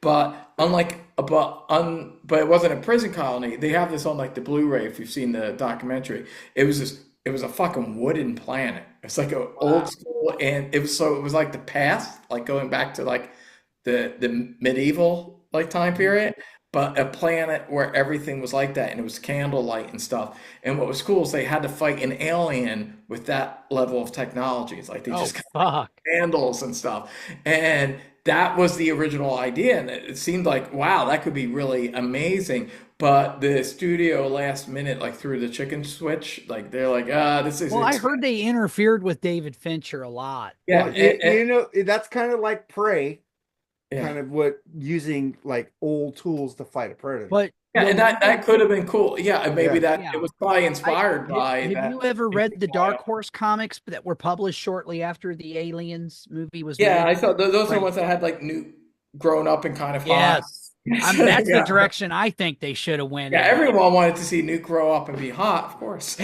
But one of my favorite Kill. parts is when you find out that the whole unit that's with Newt, and they don't even know it. They were all I agree. androids. Yeah, I was like a total. That was a cool twist. alien. I thought that would have been a cool thing for the movie. No, But for what David Fincher was handed to him, because he didn't actually come in until after they already scrapped the wooden planet idea. He came in very late in the game, and because the director that was going to do the Wooden Planet movie was upset that they weren't going to do the Wooden Planet, so he left. And then they're like, "Fuck, we need someone." Dave Fincher, that was his first film. He was only a video director, he says he doesn't have a lot of good memories making that movie, though. I know, but I think considering it was his first film, and I think he pulled it all together. I think it really works. I think it's a really taut, good thriller. And as a grimy, dark kind of finale, it kind of makes sense. And Ripley sacrificing herself, and I don't know, I like it. And it has some iconic shots. You know, that shot, the fucking alien coming at Ripley close up, like it's Dave Fincher was the director of good vision. You know, it looks good. One of the touches I loved, Edwin, was the fact that because the xenomorph, it adapts. Its characteristics are based on whatever it's born from. Yeah, dog. And that one was from a dog. So this particular xenomorph was literally running through the whole movie on all fours like a dog. I thought that was pretty cool. Yeah, I like that. Yeah, I think that's my personal second favorite. I like it a little bit better in Aliens. I know I'm in the minority. I'm not gonna go that far, bro. I'm a little in the minority there. I go Aliens is my third favorite. Alien 3 is my second favorite, but definitely Aliens my favorite. So no love for Resurrection, huh? No, I didn't like that. The one thing I was going to ask you though, did you know that the people who did the movie at 20th Century Fox actually got sued though? Because there's a science fiction writer by the name of A.E. Van Vogt, and there is a story. He did a series of short stories called The Voyage of the Space Beagle. If you know anything about your history, you know Darwin did the Beagle. The Beagle, right? Okay. So there's all these different missions and adventures they go on, and one of them, it's very similar to Alien, dude. I mean, do you think Dan O'Bannon, who wrote the original draft, you think he ripped it off? Let's just say this, man. Fox settled out of court. Well, I would say Dan O'Bannon never wrote another really original script again. He did do the first draft of Total Recall, but that's based on Philip K. Dick's story. Yeah. I don't know, bro. I don't really know. I don't want to, because I don't know, but all I know is A.E. Van Vogt won the case, so, and my dad, I've read a lot of his work. As I said, dude, I don't want to disrespect Dan O'Bannon, but I'll just say from what I've heard about him and seeing his track record in the long run, it wouldn't surprise me. That's awesome. But he still made a good script out of it. Well, he made a great script out of it. And like, to me, and my dad agrees, he made enough changes to where it's like, I mean, I love A.E. Van Vogt, but I'm like, bro, but hey, I mean, like I said, they ended up settling with him. He made a bunch of fucking money off of it. So, he ended up happy. He's a great writer anyway, but, yeah, man, I just thought that'd be a little interesting tidbit or trivia if you didn't know. Cool. No, I didn't know that. I'll have to check it out. All right. Where are we at? We're on U Mark again? Yeah, Scribble. Let's go to Scribble. He picked Super 8 for his number 2. And I'm going to go Super 8? Super 8. It's a good movie. It's a pretty cool movie. Oh, that's got one of those, the blonde sisters. What are their names? I don't remember. Dakota Elle Fanning. I did like it. It was pretty cool. It's like a monster kind of movie. Yeah. Kind of. But I'm kind of a kaiju thing. Yeah, I'm going to go with There Can Only Be One. Christopher Lambert and Sean Connery, The Highlander. Okay. I love that fucking movie. It's aliens, man. It's aliens coming down and fighting for the time travel and shit. Yeah. Russell McKay, a video director of Duran Duran.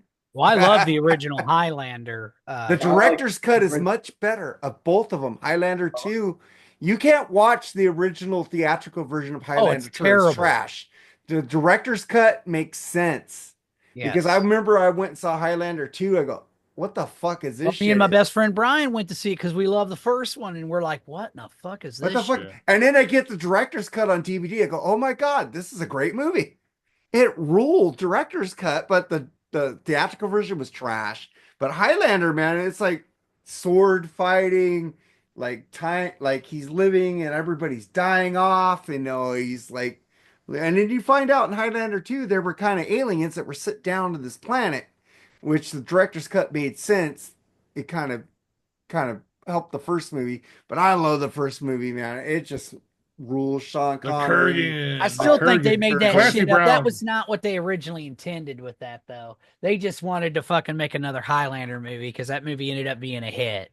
Yeah. I don't think that was their original plan, making them alien. But the they- director's once cut you- was cool though. Oh, I'm not saying Yeah. it wasn't, Mark. I'm just telling you. I mean, I definitely think you're right. They should have released that version because it makes a hell of a lot more sense. I mean, the other one's disjointed and hard to follow, and you're like, what the They're fuck? going, what the fuck's going on? Right? What's Yeah, this? yeah. It's like jump cuts. The jump cuts are taking scenes out, and it's just jumping to another Yeah, scene. I mean, it's It was butchered. like- It was It's a mess. butchered. It was a mess. Yeah, definitely. Because I hated it when I saw it in the theatrical release, and I went to Blockbuster Video. They had the director's cut, and let me see this, and I go, holy shit, this movie makes sense. I like it. It's like, but Highlander's my number 2, man. Good pick, man. Cool. Yep. All right, my number 2 is Alien, of course. I mean, what more can we say about that movie that we haven't talked about already? Again, one of the most iconic scenes is when that thing is popping out of John Hurt's stomach. I mean, that creeped me out when I was a kid. You know what's really cool about that? I love the crew, hand still ca- twitching. And Yeah, shit. It was just but the cast well and the done. crew wasn't expecting that. So when you see Veronica Cartwright like Flint, that's Right. for fucking real. They weren't Yeah. expecting that shit. They knew something was going to happen, but Ridley kept everybody, even the crew, in the fucking dark, man. Oh, man. Only the people that knew was John and the special effects props people. So when they saw that, a lot of their reaction was almost like, "What the fuck?" Yeah, they weren't expecting it.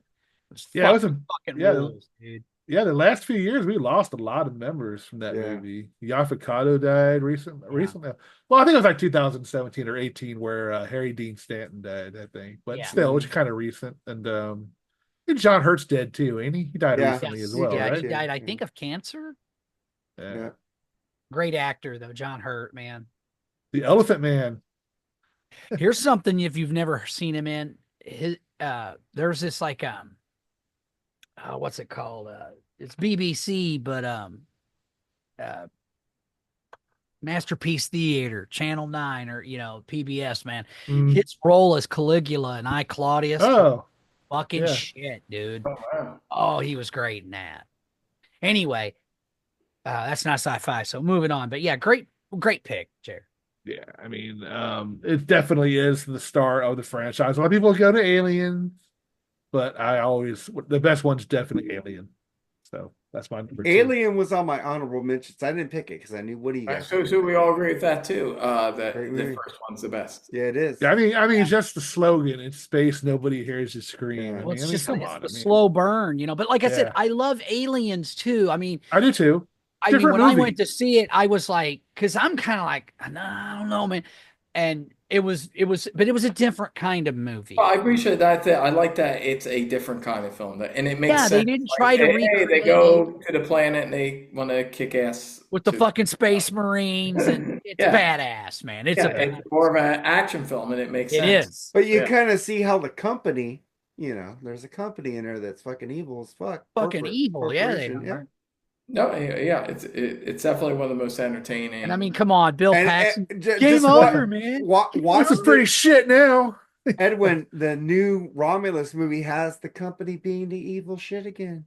It's got Ash. Well, Got Ash. Well, it's a replica. It's a It's what do you freaky, call it? dude. It's really CGI of Ash Cool. It's playing really another good, robot. dude. But It's yeah, really good. yeah, it is. I thought so too. All right, number 1, Mike. It's the number one.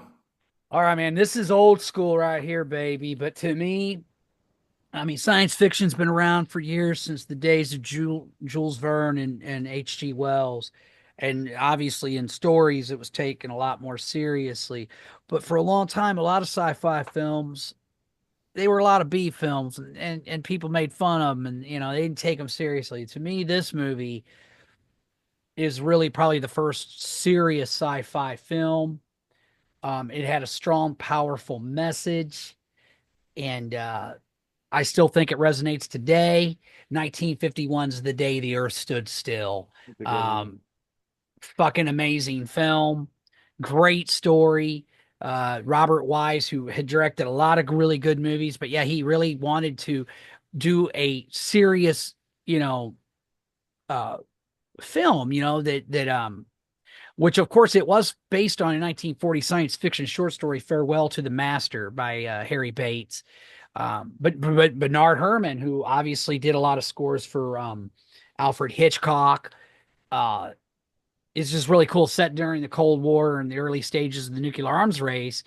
And it basically involves a humanoid alien visitor who comes to Earth accompanied by a powerful robot to deliver an important message that will affect the entire human race. It's a fucking great movie. I think it was ahead of its time. It, as I said, it has a powerful message, and like I said, obviously, if you look at today's standards, the special effects look kind of hokey, but I look past all that. For one, it was fucking cutting edge at the time. It's just a really, really cool film, and Michael Rainey is the alien Klaatu fucking rules, man, and that's my number one. Yeah, they did a remake for that about 10, which 15 wasn't bad. It Again, was all right. I mean, it wasn't bad because one thing I liked about it, the guy who directed it was a student of Robert Weiss, and he changed it. Again, he did enough different stuff to it to where I'm like, all right, Where the other one in the original, it's all about y'all have nuclear arms. Was Keanu Reeves in that sequel? Yes, he was. It's yeah, not a was sequel. good. It's a reboot or a remake. Reboot. Yeah, I liked it. But in that one, it's more about the environment. Yeah. And like he says in that version, he's like, the planet can exist without you, but you cannot exist without the Earth. Mm-hmm. In the original, though, their whole concern is once we're fucking around with nuclear weapons, they're like, okay, now you guys are fucking doing some shit. We didn't care about your petty conflicts before, but now you're going to be a threat to maybe other planets. And no, we ain't having this, man. So if you ever seen the original, guys? Yeah, of course. Oh, yeah, I've seen it. I just love the way what he pulls, like turning off all the power. I mean, literally making the Earth stand still. I don't know. I just thought it was a really, really cool movie, way ahead of its time. There were some other great science fiction films that were made around that time as well. Of course, Forbidden Planet. The original Invaders from Mars. I mean, some good stuff there, but I don't know. I just think the Day the Earth Stood Still was very, very sophisticated, especially for when it was made. Agree. It's iconic. One of the most important sci-fi films ever. My number one is a film that was talked about. Nick too, man. Here we go. It is John Carpenter's The Thing. Is my favorite sci-fi film. If we're considering, it's sci-fi, it's horror, it's a monster film. All three. I do love the original too. The Howard Hawks one is. Oh yeah, man! Thing from Another World's a classic. It's very innovative, and you could definitely see the influence it had on Carpenter. But this is one of those remakes that's even better. The Fly, I think it's even better. I'd say Scarface is like that too. Brian De Palma's Scarface. Oh yes, This is all the original movies are all good, but this is this film transcends the original. Like you mentioned, it's closer in essence to the original short story it's based on, and it's just that vibe. It's Carpenter in the early '80s. I love the aesthetic of his films, the starkness. He was at the top of his game at that time. Top of his game. Kurt Russell's great. Understated, the whole cast is great. It's all just men. It's like one of the few films when you think about it that doesn't have one woman in it. I don't know if a movie like that would be made today, just because of all pussy fucking woke bullshit, man. I don't think. Oh my God, you can't have men be the hero. And and there's just an energy that's different because that's the thing. There's just like a bunch of guys together. It's gonna get darker and weirder because men better behavior when there's a woman around. Even a thing situation. Like when they were whining about how they're strong female characters. I'm like, Ripley? Well, yeah, You know, Sarah science Connor, fiction and Princess Leia, yeah, science fiction and fantasy's always had strong, powerful women. always Where had the strong fuck have power. you losers been, man? Always been Well, strong. Even Jennifer in comic Lawrence books, said she was the Lois first female Lane, action star. Lois Lane was a fucking crime reporter in 1938. That's pretty goddamn progressive. You go back to the 30s and 40s. There was nothing but strong female protagonists in movies. Oh yeah, look at Catherine Betty Hepburn. Davis, Jennifer Like, Lawrence said she was Catherine the Hepburn. first one, right? Jennifer Lawrence said that. Well, But to bring it back to the dudes in the thing, they're all great. I love the ending. Keith David, also who's also in They Oh, I Live. love that guy. I love the last scene between Kurt Russell and Keith David is great. And I've heard theories. We discussed it on a Rock All Over You podcast episode where we did all John Carpenter movies. We talked for about 20 minutes about the thing and the ending with our different theories. But it's another perfect movie. I wouldn't even say it's not my favorite John Carpenter film. My favorite John Carpenter film is The Fog, but that's supernatural. That's not sci-fi. But objectively, I can see the thing. I think it's his best film. A lot like it's there's a level of craftsmanship and it's just a little more sophisticated. Well, okay. Here's my analogy for that. You know, like I've said on the Metal Mike show many times and the Plug podcast. You know, Peace Sells, but Who's Buying is my personal favorite Megadeth album. But objectively, Rust in Peace is their best album. It's very that's actually a perfect analogy. That's the thing. Rust and Feast is kind of like the thing is like the Rust and Feast to the Fog's Peace Sells. It's not as the Fog's not quite as perfect, but in a way that's what makes me kind of like it a little bit better. But still, I love I love everything John Carpenter did from Assault on Precinct 13 to They Live. He fucking rules, dude. I mean, it's a great run. It's one of the great all-time runs of a director. But the thing is, objectively, his best film, if I was to say. But probably my like third or fourth favorite.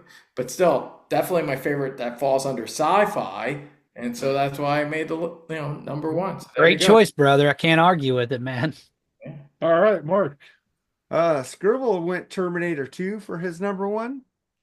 He's younger, but I agree with him on Terminator 2. Yeah, even though I like Terminator. His list is definitely a timeline list. He's a little younger than us. So, yeah, but all For good sure.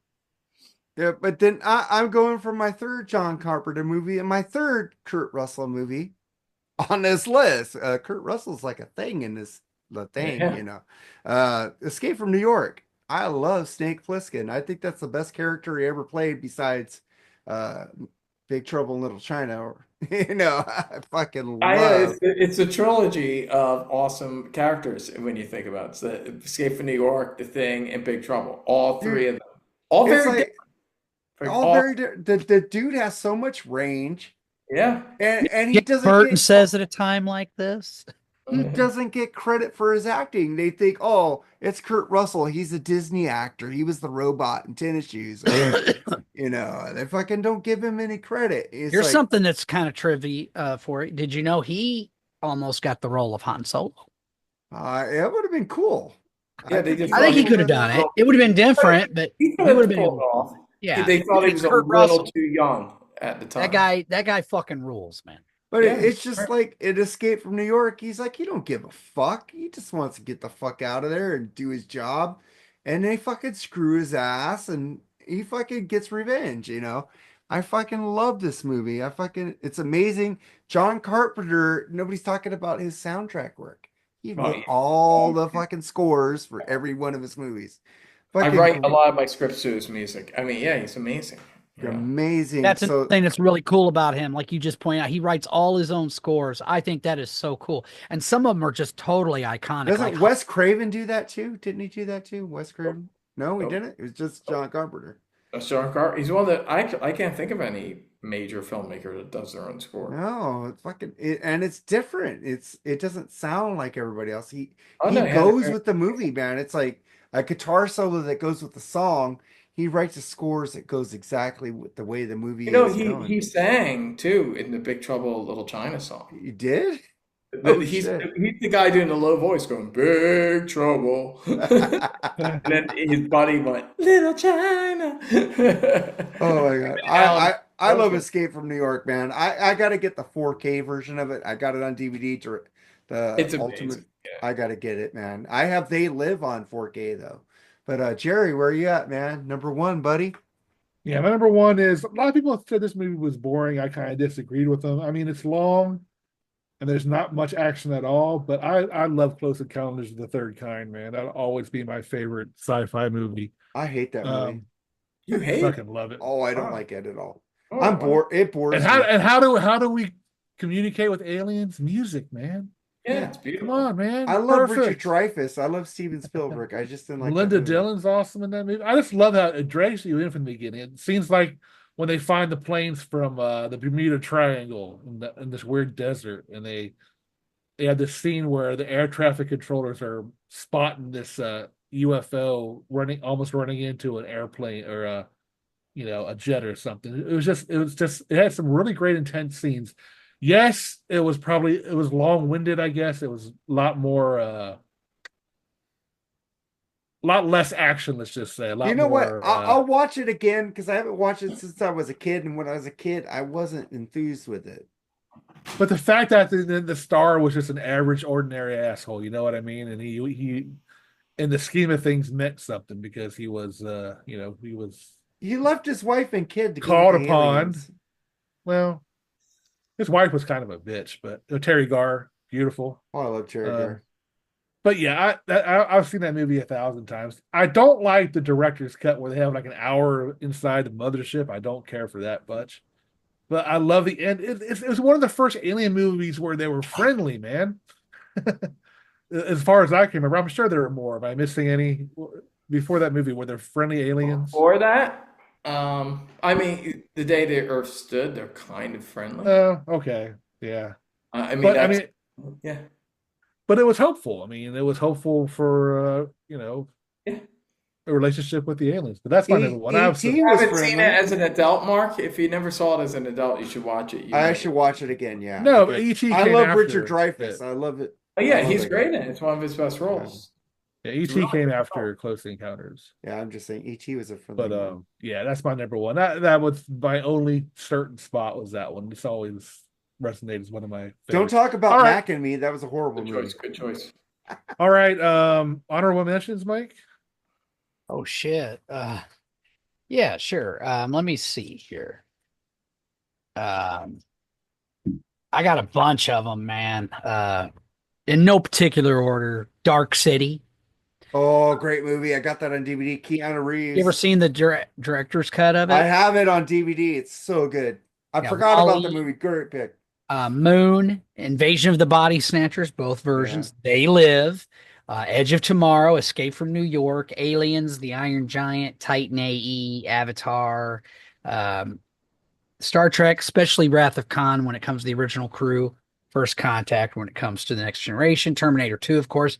Strange Days, I think, is an underrated sci-fi film. Of course, the Back to the Future trilogy, most of the Star Wars films, The Fly, the original, The Thing from Another World, A Clockwork Orange, 2001: A Space Odyssey, Minority Report, Jurassic Park, the Mad Max movies, E.T., Inception, the Planet of the Apes, all the sequels. I loved all those as a kid, and of course, I do really like the recent reboot. Fucking hated the Tim Burton version. It's the most retarded ending I've ever seen. Metropolis, Close Encounters of the Third Kind, The Matrix, Invaders from Mars, the original and the remake, Life Force that Jerry mentioned earlier, Forbidden Planet, The Arrival, Soylent Green, very The dark. Arrival. Charlie Sheen. Love that movie. Any of you ever seen Soylent Green with Yeah, Charles? Yeah. of course. Oh, yeah. Yeah, they're people. Yeah, People. fucking so creepy, man. Come on, one of the creepiest lines ever. They're people. It's Soylent Green are people. people. Contact, District 9, Enemy Mine, Blade Runner 2049, Oh, The District 9's really good. Arrival, 12 Monkeys, Yeah. The Abyss, Pacific Rim, War of the Worlds, 1953, and the new one's not too bad. Dreamscape, The Last Starfighter, Outland, and I'm sure I'm forgetting some other ones, but yeah, that's it. All right. What about you, Edwin? All right, I'm gonna go through this. Godzilla versus Mothra, a terror of Mecha Godzilla, Shin Godzilla, which I think more people should be hip to. I loved Godzilla minus one, but I think Shin Godzilla was actually even better, and that was a newer Japanese Godzilla movie that was made about 8 years ago. A I should lot have of great, said the Godzilla movies too, because a they were lot of great political satire in that, and to me, that's one of the strongest Godzilla movies ever made. Stanley Kubrick's, of course, his classic 2001 Space Odyssey, Clockwork Orange, also Stanley Kubrick's great. The original Planet of the Apes, like a lot of people said, although I also do like Escape and Conquest a lot, but the first one is my favorite. Empire Strikes Back, easily my favorite Star Wars movie.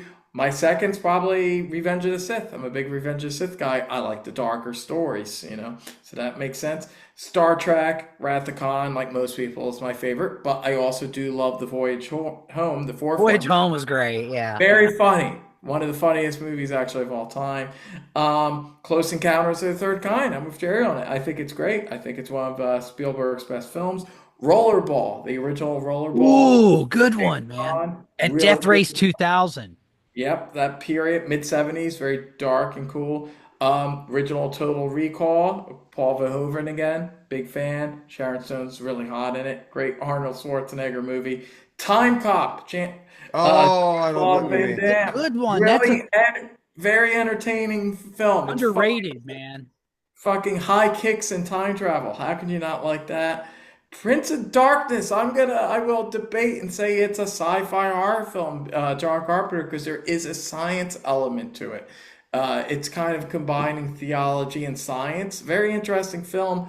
Definitely worth discussing of whether or not it's sci-fi. I think it might fall under horror sci-fi. And we know Mark loves it. You mentioned it. The Back to the Future trilogy, which I have said I think is the most consistent trilogy of all trilogies. Yes. Yeah, maybe the original Star Wars and Empire are stronger, but I like Back to the Future 3 I'd better go than along with that. I'd go along I with think that. it's a stronger I third. call it the best trilogy ever. Star It's Wars solid. number It's two. solid. Even though they changed the whole time travel theory between one and two to the many worlds theories, despite Hey, that they had the one. multiverse first. But I like what they did with it, even though it You go doesn't this really way, you go that work. way. It It's changes a the big whole. plot hole. It's a big Yeah. Planet of Apes has a big Parallel plot. universes has been in science fiction I books. know. Once you swallow the plot hole, if you get past the fact that it doesn't really work with the first movie, it's a lot of fun. Part two and part three are really entertaining Yeah. movies, and they're very, like Mark said, they kind of created the multiverse idea. And I personally, my favorite's the second one. I really like all Oh, the I time. love the second one, how he's It's watching himself. darker, and Yeah. I love all the time travel. It feels the most time travel-y, if you know what I Yeah. mean. One, like they're jumping around a lot, and it's a lot of fun. But they're all three really strong films, really well written, and they're great. And yeah, so definitely the Back to the Future trilogy. So there you go. All right, Mark. Aliens, Back to the Future trilogy, my favorite of all time. Star Wars trilogy, the Star Trek trilogy, 2, 3, and 4. Really good because you got That is a trilogy, really. Two, it three. is a trilogy. 2, 3, and 4 is one movie. So Yeah. it's really good. You gotta have Spock come back and search for Spock, man. You can't have 4 without Spock. So it's like I Yeah, I remember do think that's the weakest of the three, but it is. you can't have four without three But though. you So got Christopher Lloyd in there as a fucking he's good. he's fucking really good. So and then I go Scanners, Invasion of the Body Snatchers, both of them, Inception, War of the Worlds, both of them with Tom Cruise, the original Enemy Mine, Total Recall, The Running Man, Men in Black, The Arrival, and Trancers. Trancers Cool. is a B sci-fi movie, but I love it. Cool. All right, I have Predator, War of the Worlds, Edge of Tomorrow. I have Quiet Place on there too. I thought that was a really good movie. Moonraker, another great movie. I had Deep Impact. I really love Deep Impact for some reason. That would be considered science fiction, right? Yeah, What do you I would say? count that as I would, sci-fi. yeah. All right. Blade Runner, Saturn 3, Flash Gordon, Galaxy of Terror. You ever seen that one? That's a great Oh, one, I man. don't That's know that. got Aaron Moran in it from Happy Days. Fucking Oh pretty wow. cool. Did I say Blade Runner already? Yeah. And speaking of John Hurt, fucking 1984, man. Yeah. Great fucking movie. That's my honorable mentions. All right, that was fun doing this list. What else? Go ahead, take over, Mark. Well, I'm half yeah, asleep hey, here. Edwin, man, you got a movie that just came out, man. Talk about that. Yeah, I have a movie which I'm an executive producer on called Love Bomb. Cool. It's a sexy erotic thriller, some twists and turns. The movie Is it kind of like Body Double? a little. It's actually a little more like Death Trap, which I That's mentioned right. earlier, Good one. With Michael Caine and Christopher Reeve. It's actually, you don't really get this from the trailer, but it's more of a dark comedy. The trailer kind of leaned into the thriller element, and it's really a funny movie. It's more of a dark satire about these three people and that come together because of this dating app. And it's a low budget, fun, contained, sexy, dark Awesome, comedy. dude. Love Bomb. I got to look that up, man. And it's available on Amazon Prime. You can rent it. Or you can rent it, or you can buy it, and so and other platforms. And so, yeah, definitely. Thanks for bringing it up, Mark. But if you're especially if you're into film noirs, like character-driven, sexy thrillers, go for it. And so there's that, and there's my YouTube channel. I have not done, I'm working on my latest video. It's taking a while to edit. I'm finally doing the second part of that Beatles video, the one about Paul's dad. It wasn't actually one of my bigger videos, but I have subscribers that really loved that first one I did, and they kept asking me to do part two.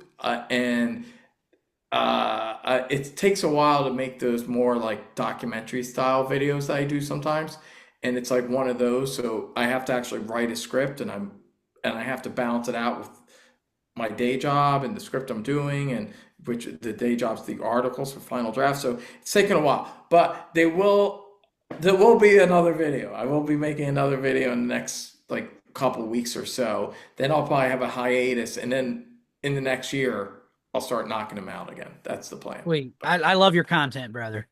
Yeah, Yeah, I wish I do could too. do more, but if you notice, I kind of do things in waves.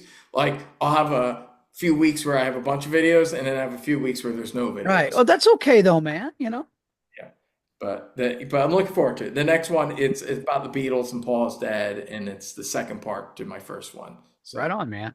yeah, Looking that's it. forward That's to what's it. going on with me. Metal Mike, what do you got going on, man? Well, of course, there's the Metal Mike Show every Friday night on Cranium Radio from 8 p.m. to 1 a.m. Eastern Standard Time. And of course, there's the Plug podcast that I do with my partner in crime, Bushy, aka Nate Atchison.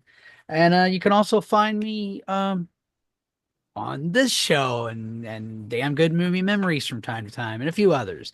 Black Thanks for Spinners. listening, and thanks for having me, guys. Appreciate it. Always great to have you guys, both you guys on, man. Seriously, thank you. All right. Next week we're doing our top 11 Styx songs.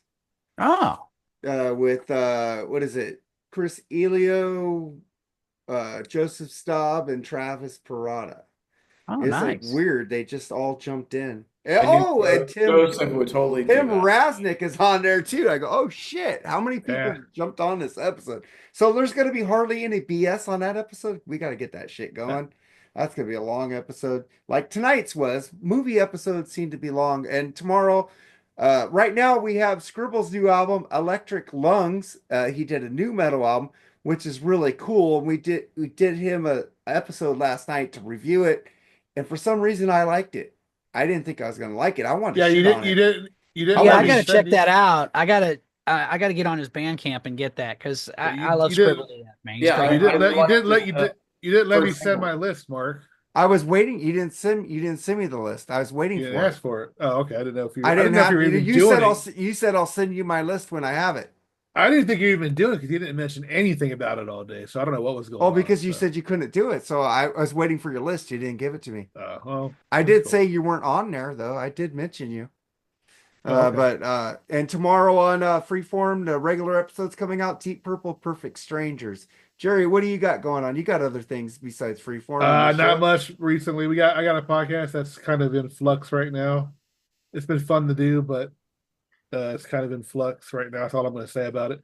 Other than that, nothing, man. Just looking to get the holidays over with at my job, man. Fucking holidays at my job suck ass, dude. I But hear just that's about it. Nothing really, special. All right, man. So let's get the fuck out of here. Thank you guys for being on the BS sessions. We love you guys and take it easy, man. Thanks, out. guys. Later, guys, man.